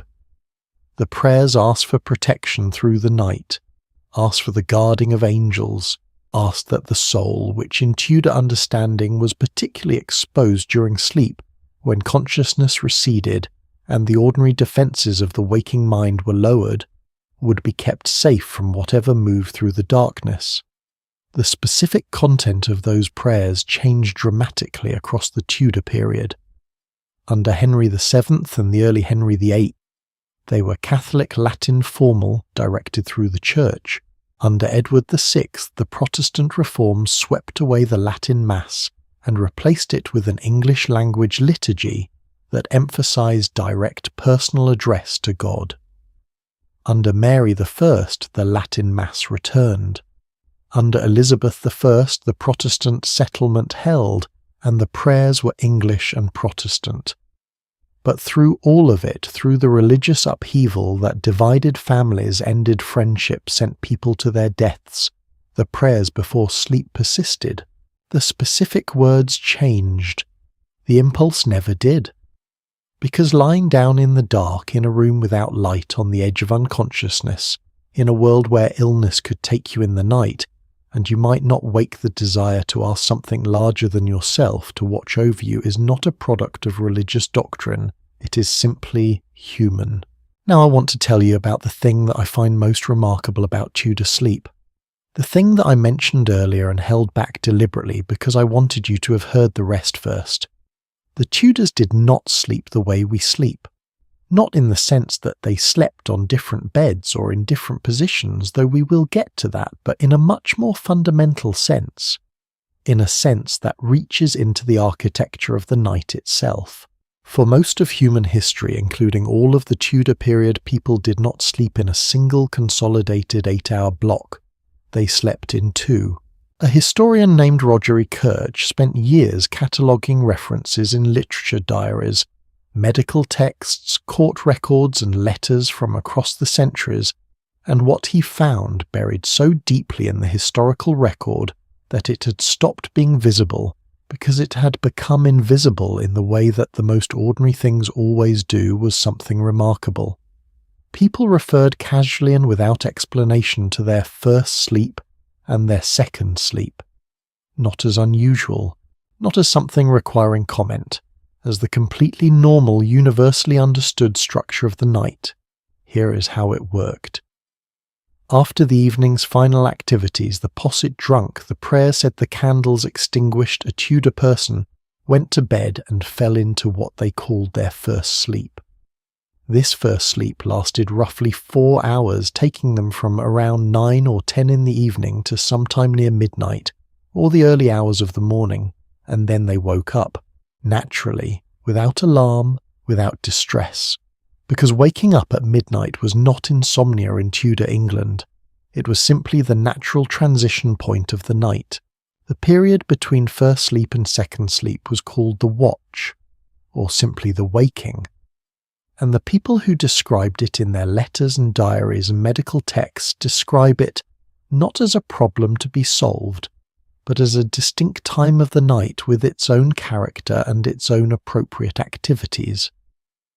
Some people used the watch for prayer, rising from bed, kneeling in the dark, the midnight quiet, providing a kind of solitary contemplation that the busy day never offered. This was in fact specifically encouraged by religious writers of the period who saw the midnight waking as a natural gift, an hour carved out of the night for the soul's conversation with God. Others used it to talk, quietly in the dark with whoever shared their bed or their room. And here I want to pause for a moment because this detail does something to me every time I think about it. Imagine waking at midnight in the dark and talking with the person next to you, not about logistics, not about tomorrow's problems, but the kind of loose, drifting, unguarded talk that only happens when you're half asleep and the world has gone completely quiet. The kind of conversation that cannot happen in the middle of the day because daily life is too loud and too purposeful. The kind where you sometimes say the most honest things you will say all week, precisely because you are too tired to be strategic. Tudor couples waking together in the interval between their two sleeps had this conversation as a regular feature of their nights. Not an accident of insomnia, a built-in space for it.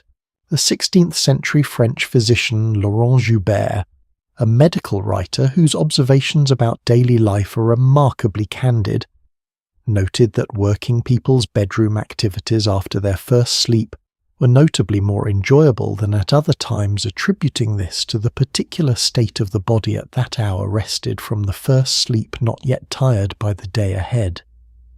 I will leave the full implications of that observation to your imagination.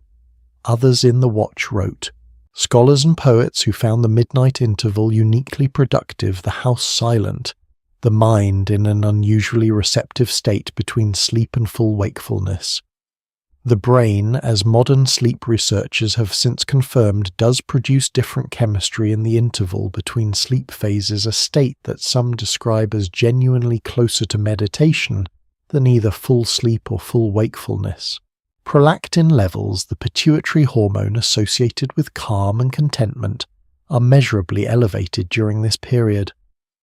The Tudor scholar writing at his desk at 1 a.m. by the light of a single candle was not an insomniac. He was inhabiting a natural human state that his era had space for and that ours largely does not.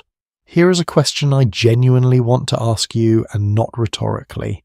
Do you ever wake up in the middle of the night around midnight or 1 or 2 in the morning and lie there feeling vaguely guilty about it, wondering if something is wrong with you, counting the hours you've left and calculating how tired you will be?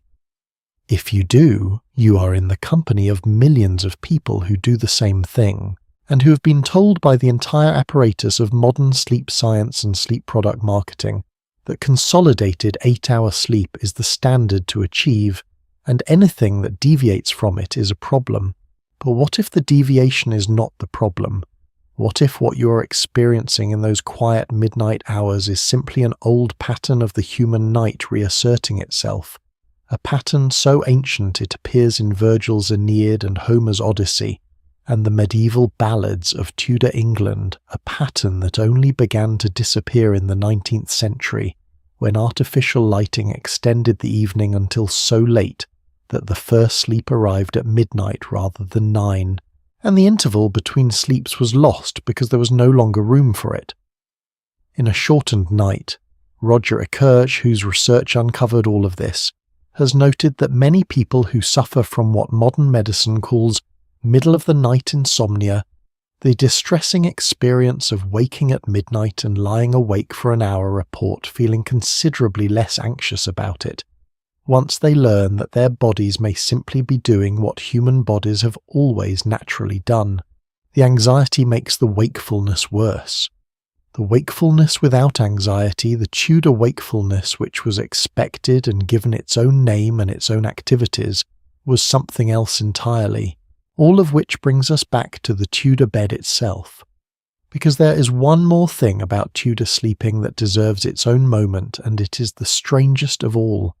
Some Tudor people slept sitting up, not because they were uncomfortable or had fallen asleep in a chair, but deliberately in beds specifically designed to allow a semi-upright position, held in place by extra pillows piled high against the headboard. This was for certain categories of Tudor person medically recommended. The reasoning came from the same humoral theory that governed everything else lying fully flat, was believed to allow the stomach's contents to settle in a way that impeded good digestion and sent vapours too freely to the brain. A more upright position kept the body systems in better order through the night, and there is a tradition of thought not entirely without medical basis, as anyone who suffers from acid reflux will confirm that sleeping slightly elevated does in fact reduce certain kinds of nighttime discomfort. Whether it worked for digestion or not, the image of it stays with me. Someone in a great Tudor house propped against their pillows in the canopied darkness of their bed curtains. In that quiet hour between first and second sleep awake in the dark, the house silent around them. Praying perhaps, or thinking, or talking quietly to whoever shared the bed. Doing what human beings have always done in the middle of the night in the small quiet space that belongs to no one but the sleeper, and whatever thoughts arrive in the dark. And now at last we have reached the bed itself, which in Tudor England was not simply a piece of furniture. It was in some households the most valuable object in the house, an object of such significance that it was named in wills, passed down through generations, used as a setting for some of the most important moments of a person's life, and understood to be surrounded by a whole world of meaning and belief that we have almost entirely forgotten. That world is what waits for us next, and I promise you it is stranger and more beautiful than you are expecting. Right, let me ask you something before we go any further. What is the most expensive thing in your home? Think about it for a second. Your car, maybe. A piece of technology. Perhaps some jewellery that belonged to someone you loved. For most people reading this in the modern world, the answer involves something electronic, something with an engine or something made of precious metal. For a Tudor household of moderate prosperity, a craftsman's family, a yeoman farmer, a minor gentleman, the most expensive object they owned was almost certainly none of those things. It was the bed, not the house, not the livestock, not the accumulated silver. The bed, the actual physical structure where they slept with its frame and its hanging curtains and its carefully layered bedding. In many households, the best bed was worth more than half of everything else in the room combined. In some, it was explicitly described in wills, left to a specific person with care and legal formality, as the inheritance that mattered most. A woman named Marjorie Wren, in the year 1540, left her son Geoffrey a red and green bed canopy in her will. He already had the bed itself. The canopy was valuable enough on its own to be a named bequest. The bed was the centre of the Tudor domestic universe. And understanding why, understanding what the bed actually was and what happened in it, takes you somewhere entirely unexpected. To begin with, the four-poster bed that we associate with Tudor England did not arrive fully formed at the beginning of the period. It evolved during the 16th century, becoming more elaborate and more socially significant as the Tudor era progressed.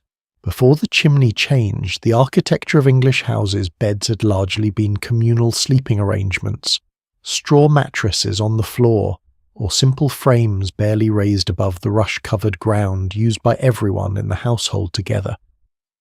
But once chimneys allowed rooms to be divided, once privacy became architecturally possible, the bed transformed. The great four-poster of the Tudor period was built to be a room within a room.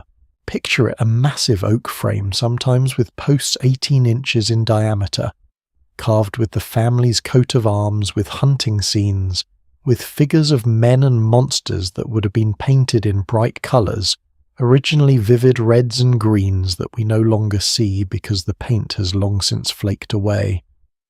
Above a wooden canopy called a tester, and from the tester hanging down on all four sides curtains, heavy woolen curtains in winter drawn closed around the sleeper, lighter linen curtains in summer still drawn. These curtains were not decorative. They were functional in a way that goes deeper than just warmth, though warmth mattered enormously in a Tudor house, where the fire in the corner could not hope to heat a large room through a November night. The curtains enclosed the bed into a separate, defensible private space. Within the curtains you were in your own small world. The draughts of the room could not reach you. The movements and sounds of other people in the chamber, the servant who might be sleeping on a truckle bed nearby ready to respond to the household's nighttime needs, were muffled, reduced, kept at a respectful remove. For people who had grown up in a world where privacy was barely a concept, the closed curtains of a four-poster bed were the closest thing to genuine solitude that daily life offered. And in a culture that had no other word for a private room than inner chamber, that enclosed space carried enormous weight. The bed was also where life began and ended. This is something that our era has almost entirely outsourced to hospitals and care facilities, and the shift is so complete that we barely notice what we have lost, or perhaps what we have gained, depending on how you look at it. But in Tudor England, the bedroom was not primarily a place for nighttime sleep. It was the room where a woman gave birth, attended by midwives and the women of the household. It was the room where the seriously ill lay through their recovery or their dying. It was the room where the dead were laid out before burial. The historian Lucy Worsley has written that sleeping alone in a grand Tudor bed would have felt lonely rather than luxurious because the bed was understood to be a social space, a place where important things happened in company. When a noble Tudor woman received visitors in the morning, the formal morning reception that was part of the social calendar of the great household, she often received them from her bed, sitting against her pillows in her finest nightgown and cap, conducting business and conversation from this elevated canopied position that carried its own kind of authority. The French Queen Catherine de' Medici, who influenced the culture of courts across Europe through the 16th century, conducted her morning audiences from her bed as a matter of course. Elizabeth I received her closest advisers in her bedchamber. The bed was not where you retreated from the world. It was one of the world's primary social locations. Now let me tell you about the Great Bed of Ware because it is one of my favourite objects in all of Tudor history, and I think it deserves more attention than it usually gets. Sometime around the year 1590, a carpenter named Jonas Fosbrook, working in Ware, a market town in Hertfordshire about 22 miles north of London, built a bed. He was not building it for a nobleman's great house. He was building it for an inn, and his brief, as best as historians can reconstruct it, was essentially make it extraordinary. Make it something people will come to see. Make it a reason to stop at this particular inn on the road between London and Cambridge rather than any of the other inns along the route. What Jonas Fosbrook built was a bed 10 feet wide and 11 feet long, over 3 meters in each direction, a bed that could, according to contemporary reports, accommodate 4 couples, simultaneously 8 people, all sleeping in the same elaborate oak structure. It worked. The Great Bed of Ware became one of the most famous objects in Elizabethan England. William Shakespeare mentioned it in Twelfth Night. Written in 1601, a letter described as big enough for the Bed of Ware. The playwright Ben Jonson referenced it in 1599. Travellers went out their way to stay at the inn specifically to sleep in the famous bed, and they left proof of their visit, carved initials still visible today in the bedposts and headboard. Wax seals pressed into the wood as personal signatures. A guest book made of oak. The Great Bed of Ware is now in the Victoria and Albert Museum in London, where it was purchased in 1931 for £4,000, 4 times the entire annual acquisitions budget of the furniture department at the time. The museum considered it worth it. I find this whole story endlessly charming. An innkeeper in a small English town commissioned what was essentially the world's first viral marketing campaign, built entirely out of oaken curtains. Come stay at our inn because we have the most remarkable bed you have ever seen. And it worked for over 300 years. The bed outlasted its inn, outlasted its town's original reputation, outlasted the entire social structure that created it.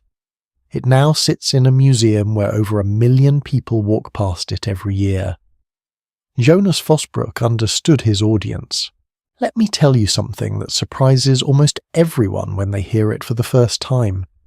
Do you think you would find it strange to share your bed with a person you'd never met? In Tudor England, this was entirely normal. Co-sleeping with strangers at inns, in shared lodgings, in households where space was scarce was not considered unusual or uncomfortable. It was simply the practical reality of a world where beds were expensive, rooms were few, and travellers needed somewhere to sleep. The English even had a specific word for it, to pig, to sleep crowded together with others in a single bed, each person keeping to their allotted side. The rules of being a considerate bedfellow were taken seriously. You were not to hog the blankets. You were not to thrash about and disturb your companion. You were to stay on your own hearth and conduct yourself with appropriate quiet. One 16th-century English poet named Andrew Buckley complained with considerable feeling about bedfellows who buck and babble some cometh drunk to bed, which tells you two things: that he had encountered this problem personally, and that it was common enough to complain about in published verse. Even at the highest social levels, sharing a bed carried no necessary implication of intimacy. Kings hosted honoured guests in their own bedchambers, offering a place in the royal bed as a mark of extraordinary trust and favour. Medieval and Tudor chronicles record kings sharing beds with ambassadors, allies and valued companions as a gesture of closeness and political solidarity. What feels to modern eyes like an almost incomprehensible degree of intimacy was in the Tudor world simply how beds worked. And the reason has everything to do with the bed curtains. Because once those curtains were drawn closed around you, once you were enclosed within that small warm world of embroidered linen and heavy wool, the question of who else was in the outer room, or even who else was on the other side of the same mattress, became considerably less relevant. You were in your space, they were in theirs. The curtains were the walls. Within those walls, the Tudor sleeper had one more ritual to observe before sleep could finally come: the sleeping position. Tudor physicians were extremely specific about how a person should lie.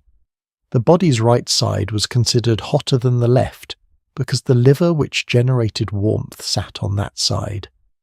Therefore, the recommended procedure was to lie first on the right side, allowing the stomach to be warmed by the liver's heat, aiding the process of digestion.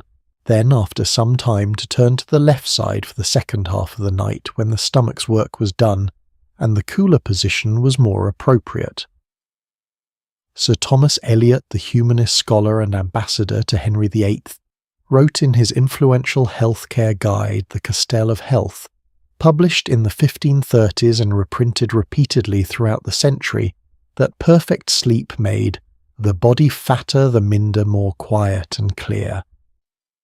He recommended pillows to keep the head slightly elevated for the same digestive reasons that governed everything else about Tudor sleep. What he absolutely did not recommend, and what multiple Tudor medical writers warned against in terms of some urgency, was sleeping with your mouth open. The belief was not merely that open-mouthed sleeping was undignified. The genuine medical concern was that sleeping with an open mouth invited spirits to enter. Not metaphorically, literally. The open mouth of the sleeping body was understood to be a gap in the defences through which entities of unclear but definite malevolence could slip. This is not completely fanciful, by the way, when you consider what it felt like to wake from a nightmare in an era before electric light, before any understanding of sleep paralysis, in a room that was genuinely pitch dark and genuinely cold, and genuinely filled with sounds that could not easily be explained. The terror that came with a bad dream in Tudor England was a terror without modern vocabulary for it.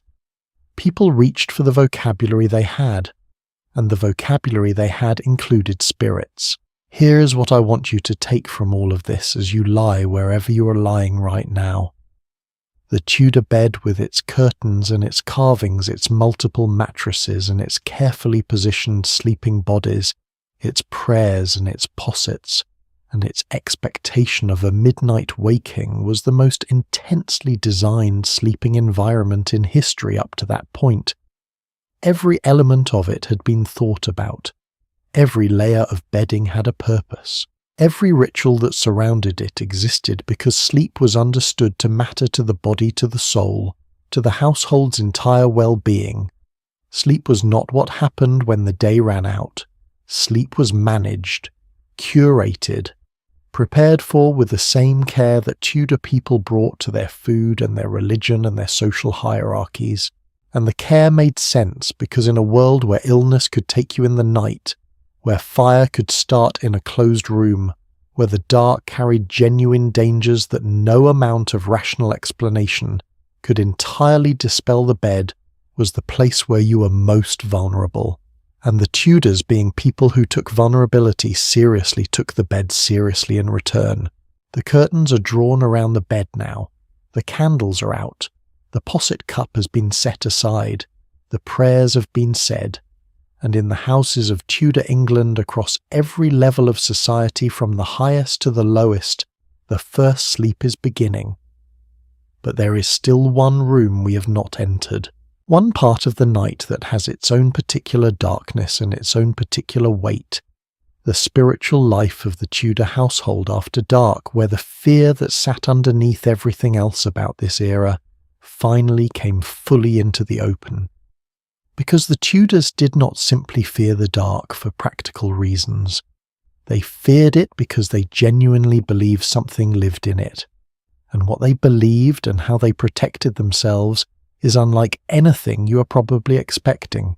Something has been waiting quietly underneath everything we've talked about tonight.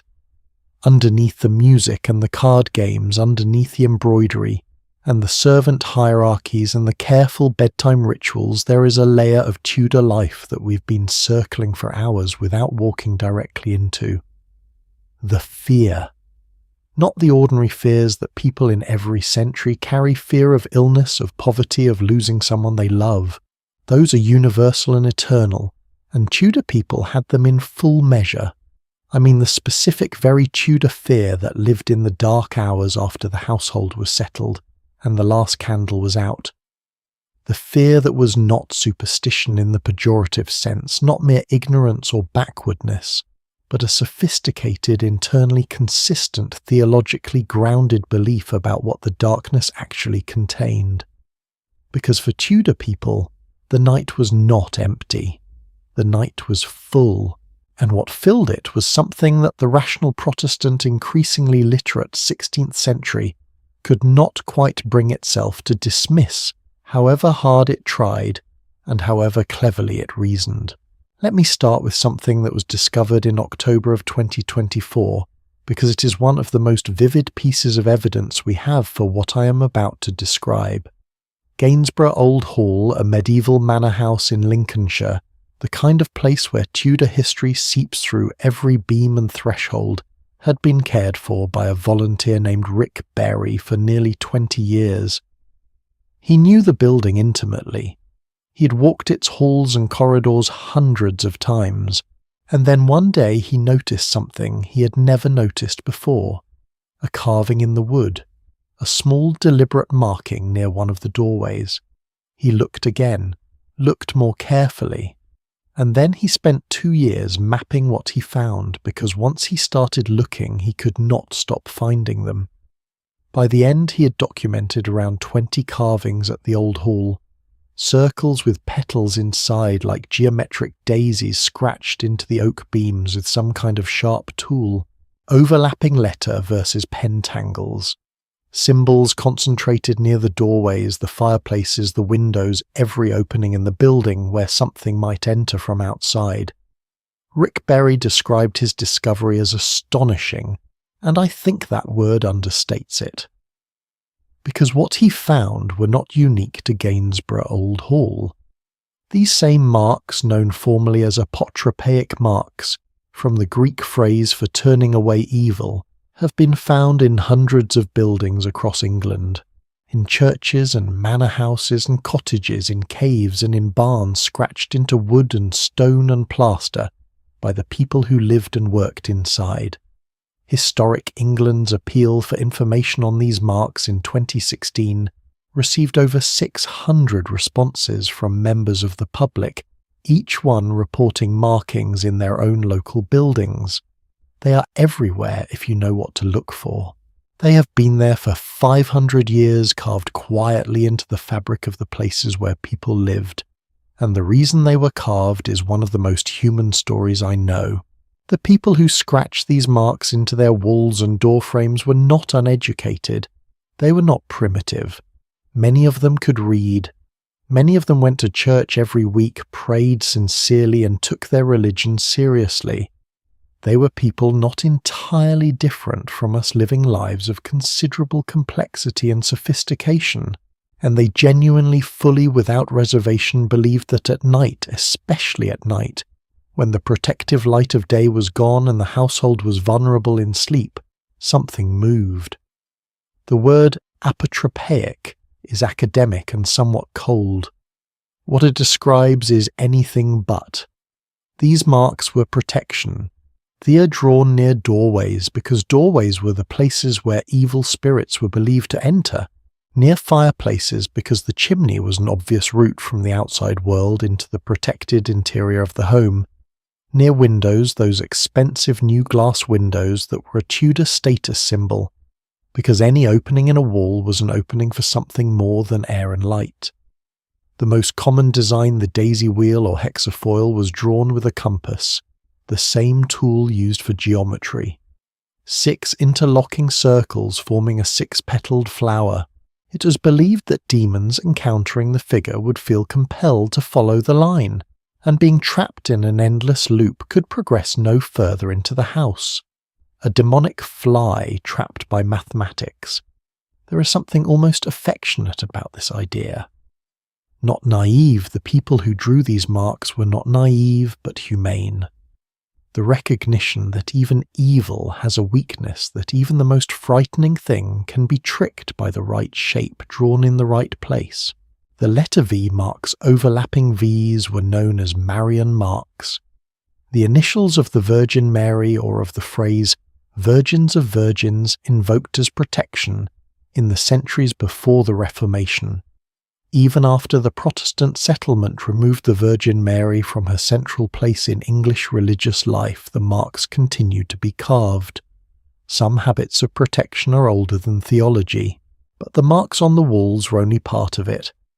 Because Tudor protective practices also went into the house's fabric in a different and considerably more surprising way. Shoes. Single shoes, almost always single, almost always worn, almost always small, have been found hidden inside Tudor houses in extraordinary numbers. Behind fireplace surrounds, inside wall cavities, beneath floorboards, stuffed into roof spaces and ceiling timbers.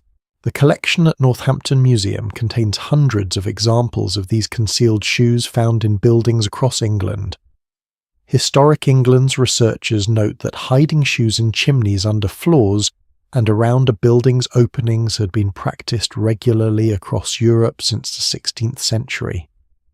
Why shoes?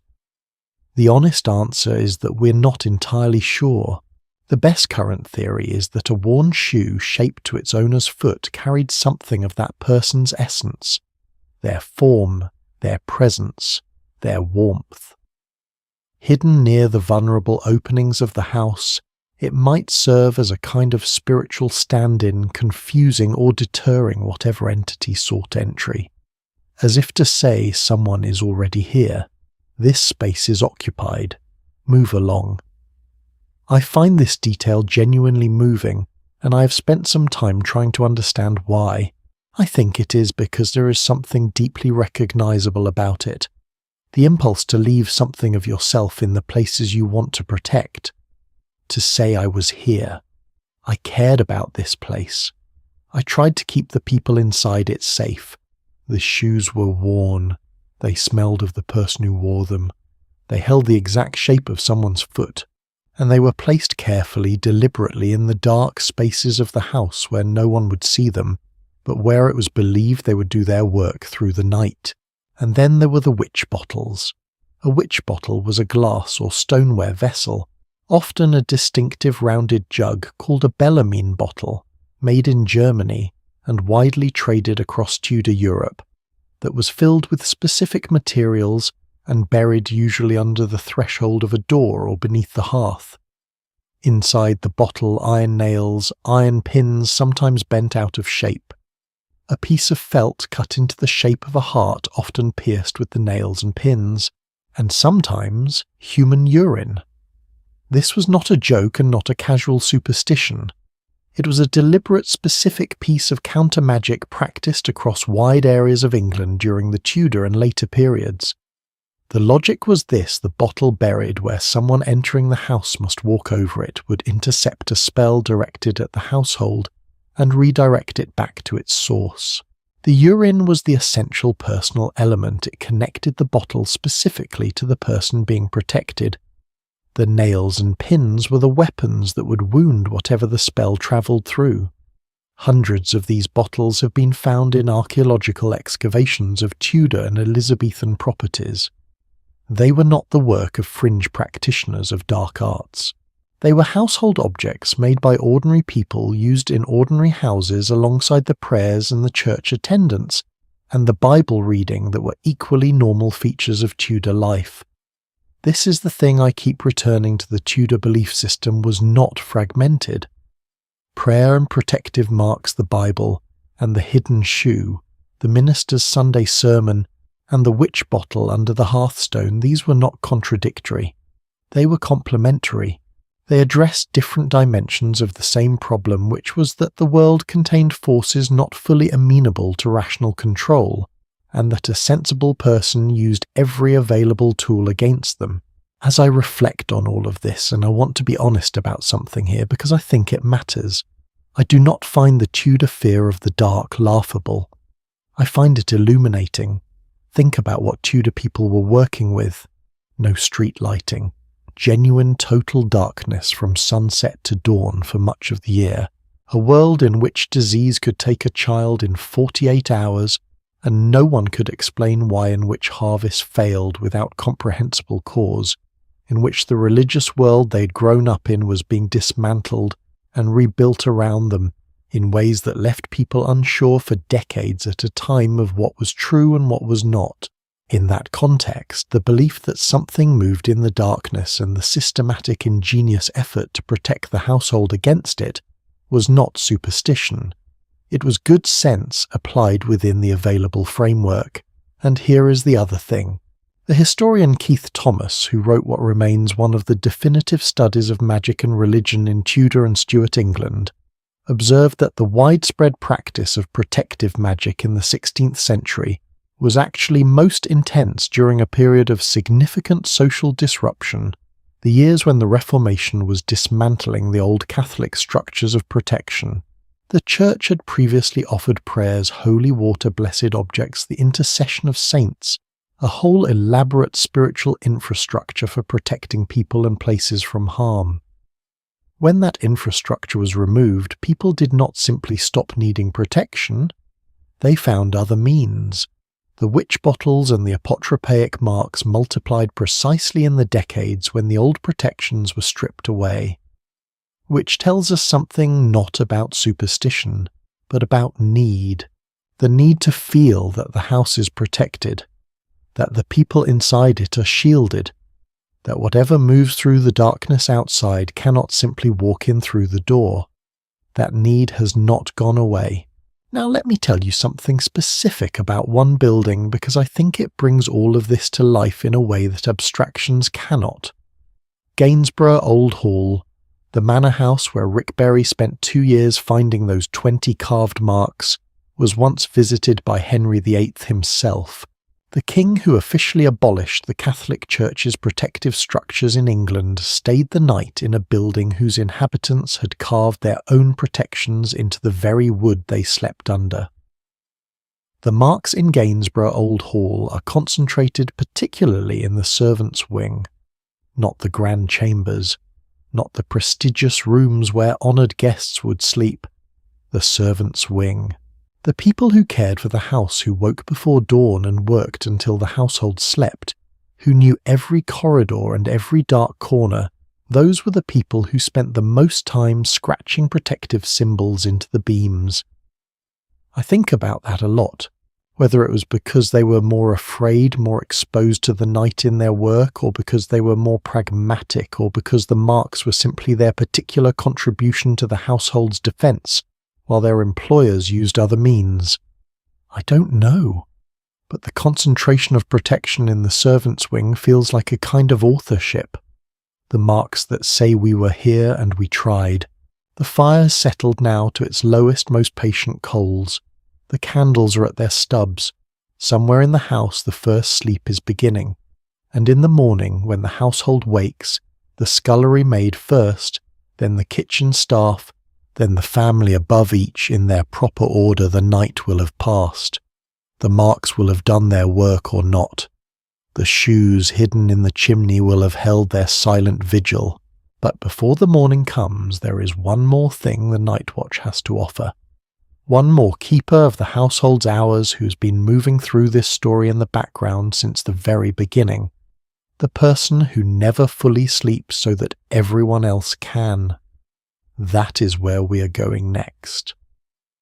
While the household was sleeping or trying to sleep or lying awake in that quiet interval between first and second sleep, the city was not. The city was working, and this is the part of the Tudor night that almost no one talks about, because it is the part that happened out of sight of the household, in the streets and passages and alleys and dark places that the respectable members of Tudor society generally tried not to think too hard about. The night shift of Tudor England, running in parallel to the household's sleeping hours, was a whole separate economy, strange essential, and in some cases quite literally impossible to conduct in daylight. Let me introduce you to the people who made the Tudor night function. The most visible figure moving through Tudor streets after dark, the one whose presence you would actually hear long before you saw him, was the night watchman. His job had existed in English towns since at least the 13th century, when the anxieties created by darkness first gave rise to organised civic responses to it. By the Tudor period, the night watch was a formalised institution, a rotation of able-bodied men drawn from the householders of each parish, who were legally required to serve in turns as the city's nighttime guardians. Legally required, I should note, with roughly the enthusiasm that modern people bring to jury duty. From the very beginning, wealthier householders were finding ways to pay substitutes to take their place. Some men made a reasonable living doing exactly this, standing in for a succession of civic-minded but otherwise occupied neighbours, walking the same routes night after night, calling out the hours, carrying a lantern and a staff, watching for anything that seemed wrong. What did wrong look like on a Tudor street after midnight fires above all? The night watchman was at his core a fire alarm. In a city of timber buildings packed closely together, a fire spotted early could be contained. A fire discovered too late could eat the block. The watchman's job was to be awake and moving and alert when everyone else was not to be the first set of eyes on anything that smouldered. Beyond fire, he watched for people. The Tudor understanding of the night street was that anyone who had legitimate business had already completed it before dark. Anyone still abroad after the curfew bell should be able to account for themselves. The watchman was empowered to stop suspicious characters, question them, and if the answers were unsatisfactory, detain them until morning. This power was exercised with varying degrees of competence and dedication. Historical records from the Tudor and Elizabethan period give us an affectionately mixed picture of the night watch. Some watchmen were diligent and reliable, their presence genuinely deterring the wrong sort of behaviour.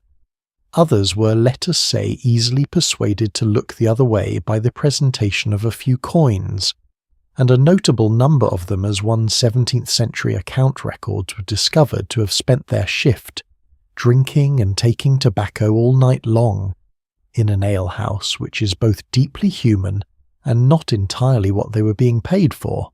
Shakespeare himself gives us a portrait of the night watch in Much Ado About Nothing, the Constable Dogberry and his bumbling companions, who somehow managed to stumble into the truth of the villain's plot through a combination of accident and incompetence that feels entirely true to life.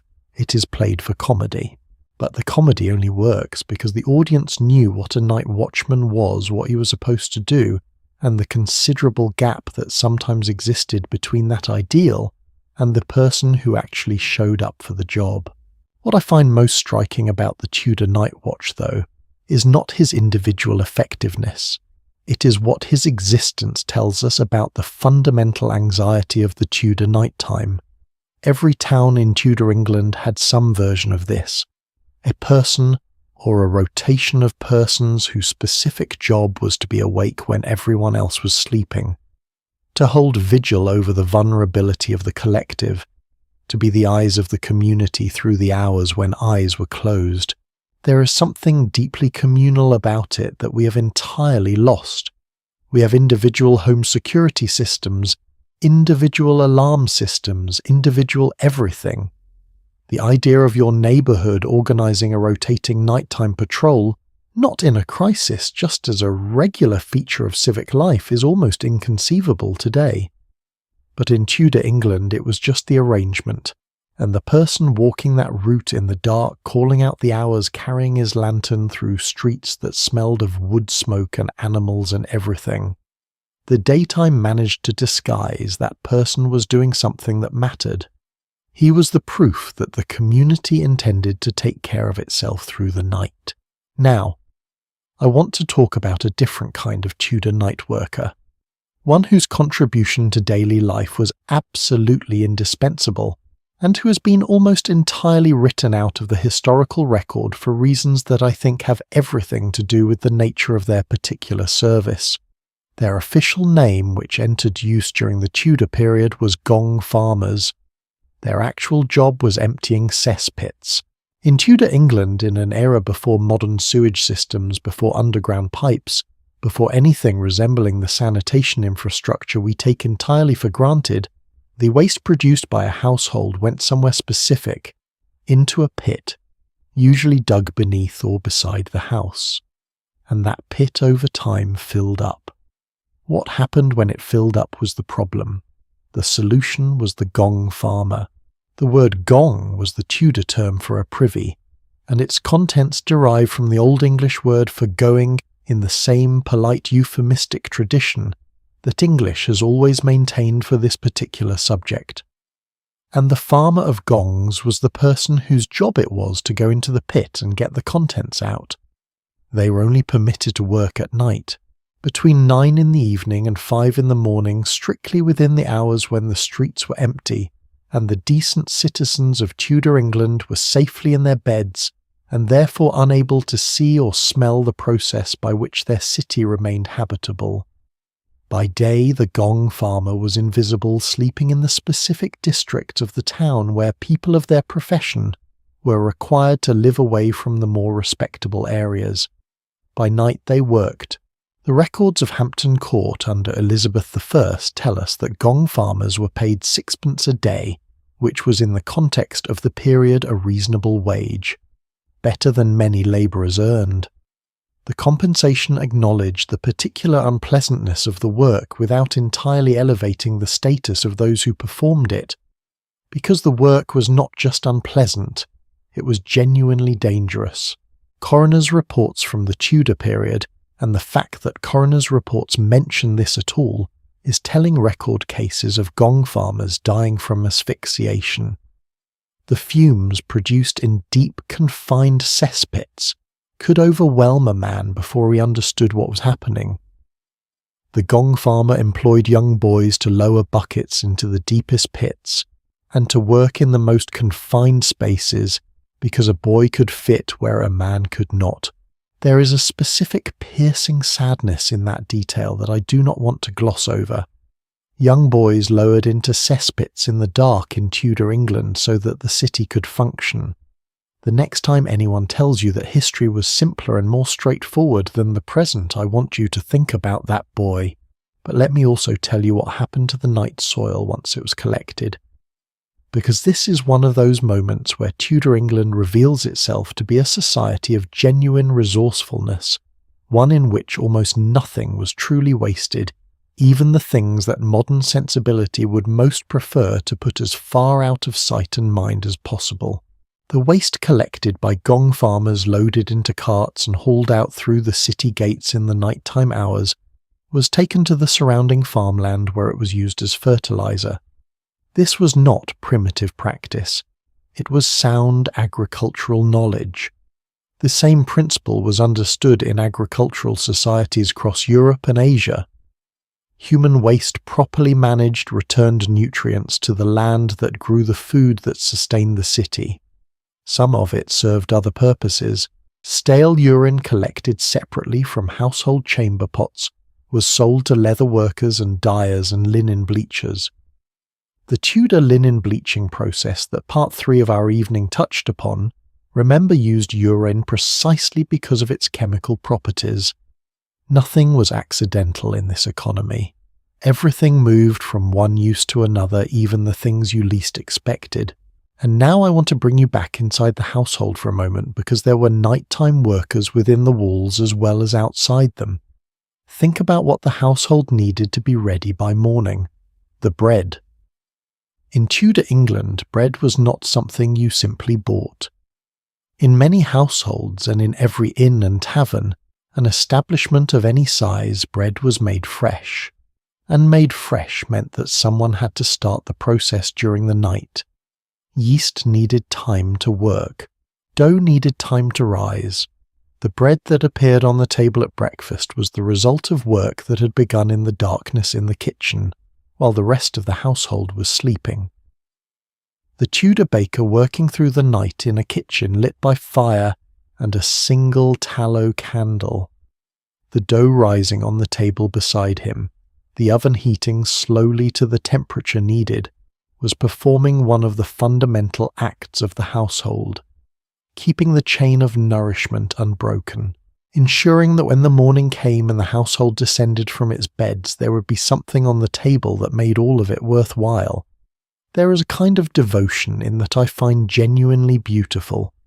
Not devotion in a dramatic sense, just the quiet, stubborn, entirely unglamorous devotion of someone who turns up in the dark and does the work that needs to be done before anyone else is awake, so that when the day begins, it can begin properly. Have you ever been the only person awake in a house where everyone else is sleeping? That specific particular quiet of 2 or 3 in the morning, when the world outside is at its stillest, and the people you love are somewhere in the dark behind closed doors, their breath slow and regular, and you are the one who is awake.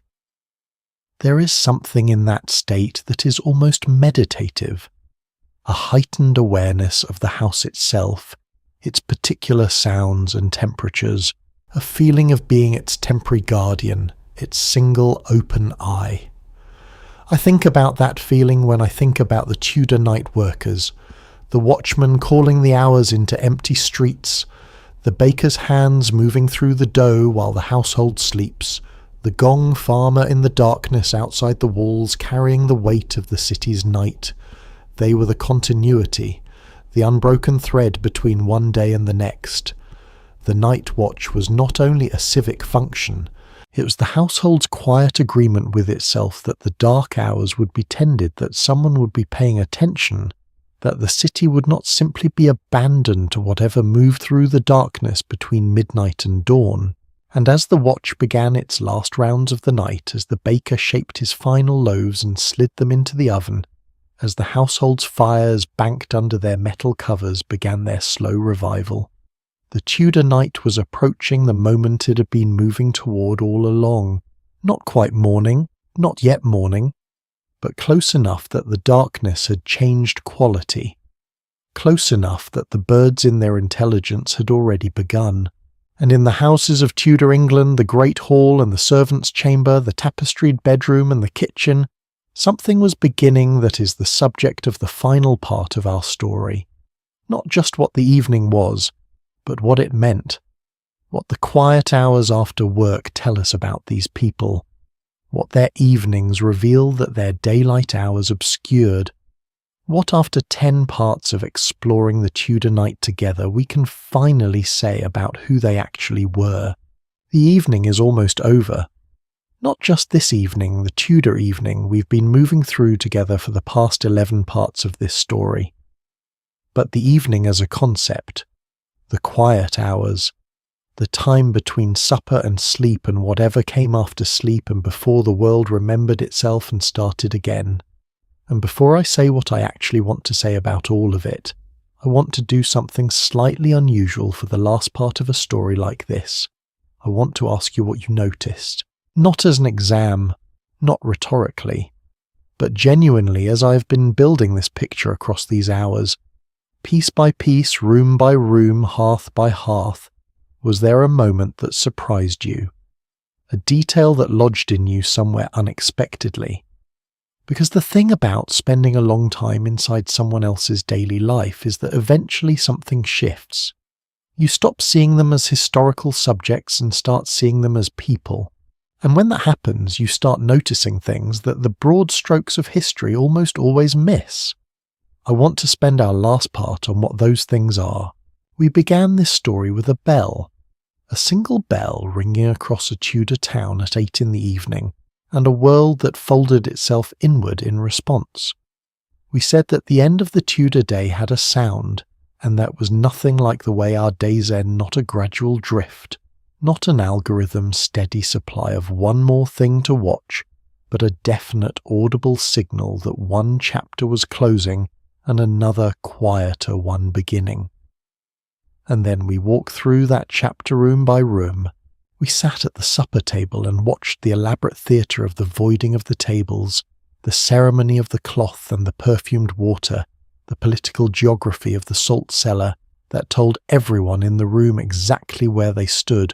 All of that unspoken social knowledge encoded into a single object that sat in the middle of every important Tudor meal.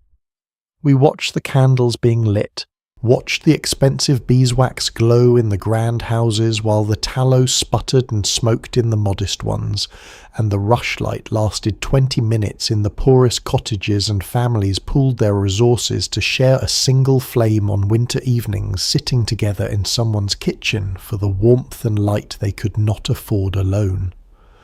We listened to John Dowland play his falling, heartbreaking notes on the lute. We sat with the extraordinary social fact that in Tudor England music was not entertainment for passive consumption, but a skill you were expected to possess and contribute. That a party guest who could not read their part from the music books and sing their line was a source of genuine embarrassment. That the music made around a Tudor table after supper in the candlelight was a thing people made together rather than something that happened at them. We watched the cards being shuffled and the dice being passed, and counted the sum of Henry VIII's gambling losses, £3,243, and some change across 3 years, and noted the magnificent hypocrisy of a king who issued proclamations forbidding his subjects to gamble, while himself being by all accounts spectacularly bad at the very game he was playing. We went downstairs into the servants' hall and discovered that the world below stairs was not simply the household shadow, but its own complete society, with its own hierarchy, its own ambitions, its own currency of silence and discretion, and its own remarkable power that no one in authority officially acknowledged and everyone understood perfectly well. We sat with Mary Queen of Scots in a candlelit room stitching a ginger cat toying with a grey mouse into a panel of needlework while guards stood at the door and thought she was passing the time. We learned that the Tudors slept in 2 pieces, not the consolidated 8-hour block we've been told since childhood is the natural and healthy way to sleep, but a first sleep and a second sleep with a quiet hour between them that belonged to no clock and no obligation, only to whatever the mind needed to do at midnight when it was neither fully asleep nor fully awake. we discovered that the walls of Tudor houses were not bare.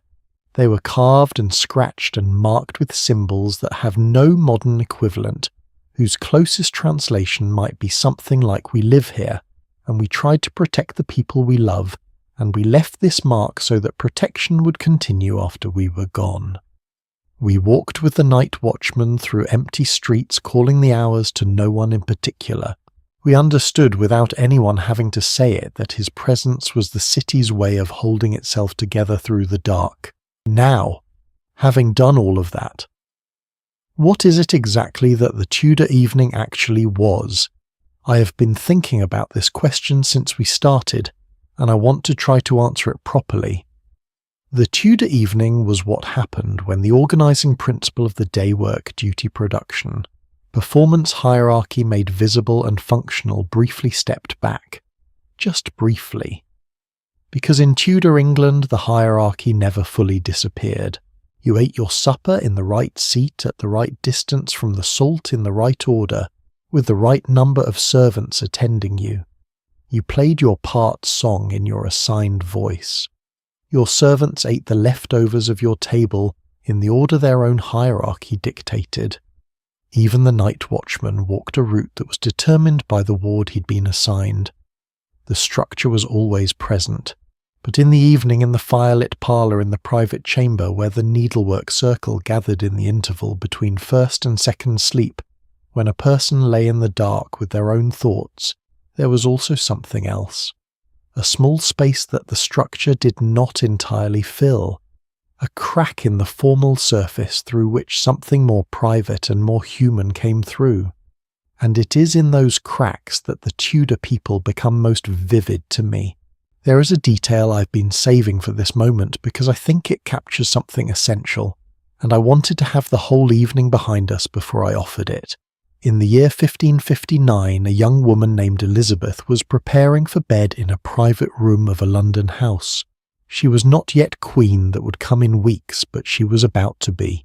And in her private correspondence from this period, in the letters written during the weeks between her sister's death and her own coronation, there are glimpses of a person who is intensely privately human in ways that the later image of Elizabeth I rarely permits. She slept badly, she worried, she had specific nighttime fears that her maids were instructed to help her manage with prayers, and the particular herb she found calming, and the precise arrangement of her bed curtains that she preferred.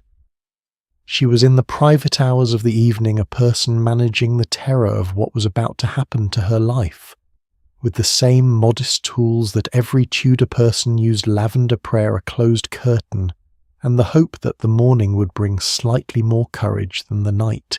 I find this detail extraordinary, not because it makes Elizabeth I small, but because it makes her true. The gap between the magnificent public figure, the woman who would give that famous speech at Tilbury, who would rule England for 44 years, who would become one of the defining monarchs in English history, and the person lying awake in the dark before her coronation, managing her fear with lavender sachets and prayers, is not a contradiction. It is the whole of a human life visible. This is what the Tudor evening was finally. It was the place where the human being inside the social performance got to exist for a few hours without full costume.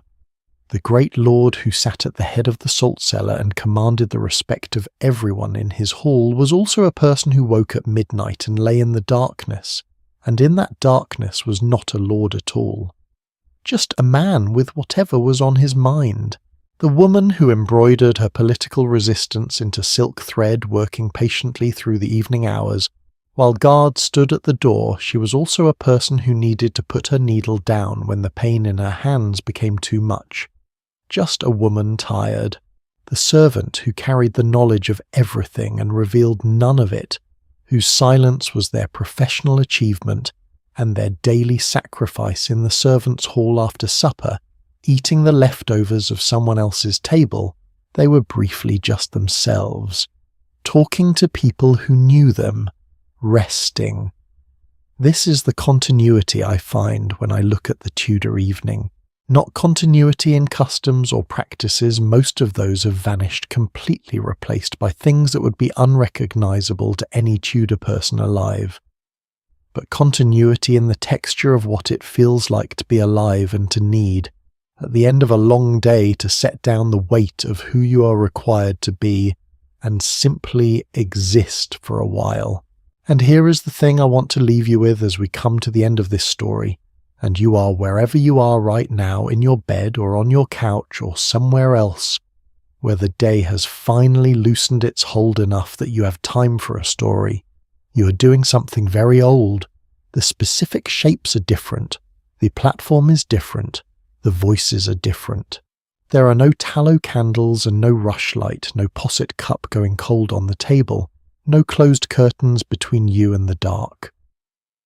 But the impulse to sit with the day behind you in the quieter hours and hear something that takes you somewhere other than the immediate anxious present, that impulse is as old as fire and as persistent as the human need for company. The Tudor people we have visited tonight were not simple. They were not primitive. They were not limited or unfeeling or less fully human than we are.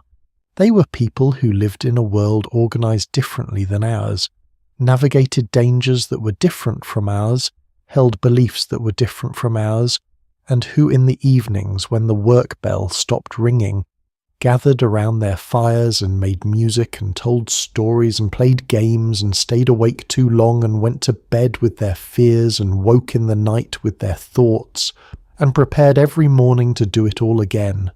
That is a life, not a simple one, not a safe one, not a life I would trade mine for. If I'm honest, I'm quite attached to my electric lights and my indoor plumbing, and my freedom from the sort of political and religious upheaval that made the Tudor period as fascinating as it was genuinely terrifying to live through. But a full life, a life with evenings in it that mattered, a final thought, and then I will let you sleep. There is a poem by the Elizabethan writer Philip Sidney, one of the most celebrated writers of the Tudor period, a man who died in 1586 at the age of 31, which gives you some sense of how differently time moved in that century, that begins with a line I've loved since the first time I read it. "Leave me, O love, which reachest but to dust, and thou my mind aspire to higher things." It is a poem about putting down the preoccupations of the day, about asking the busy, anxious, ambition-filled mind to set down what it has been carrying and aspire to something quieter and more lasting. He wrote it apparently in the evening hours, and it has been read by people in their evening hours for 440 years. That seems right to me. That seems like exactly what the evening is for. So here we are at the end of our night in Tudor England. The fire has settled to its last warm coals. The candle has burned all the way down. The household is finally fully quiet. The servants in their rooms, the family behind their curtains, the watchman on his last round of the streets before the sky begins its slow change from black to grey to the particular pale gold that means the night is genuinely over. The bread is ready in the oven, and somewhere in a kitchen that smells of wood smoke and yeast and the particular piece of very early morning, someone is about to begin the work of lighting the new day's fire. Thank you for spending this evening with me. Genuinely, there is nothing I love more than building a story like this layer by layer, room by room, hour by hour, and then finding that at the end of it you and I are both somewhere slightly different than where we started, a little more awake to the depth of the ordinary, a little more aware that the people who came before us were people with their card games and their secret music and their hidden shoes and their midnight conversations and their lavender sachets and their fears. If this story found you at the end of a long day, I hope it made the transition from that day to sleep feel a little more like what the Tudors understood it to be, not a simple off switch, but a passage, a threshold between the world of doing and the world of being. And if it kept you awake when you meant to be sleeping well, you're in very good historical company. The next journey we take together will carry us somewhere entirely different, into another world and another set of quiet hours full of people who never knew they would be remembered and who deserve to be. Rest well.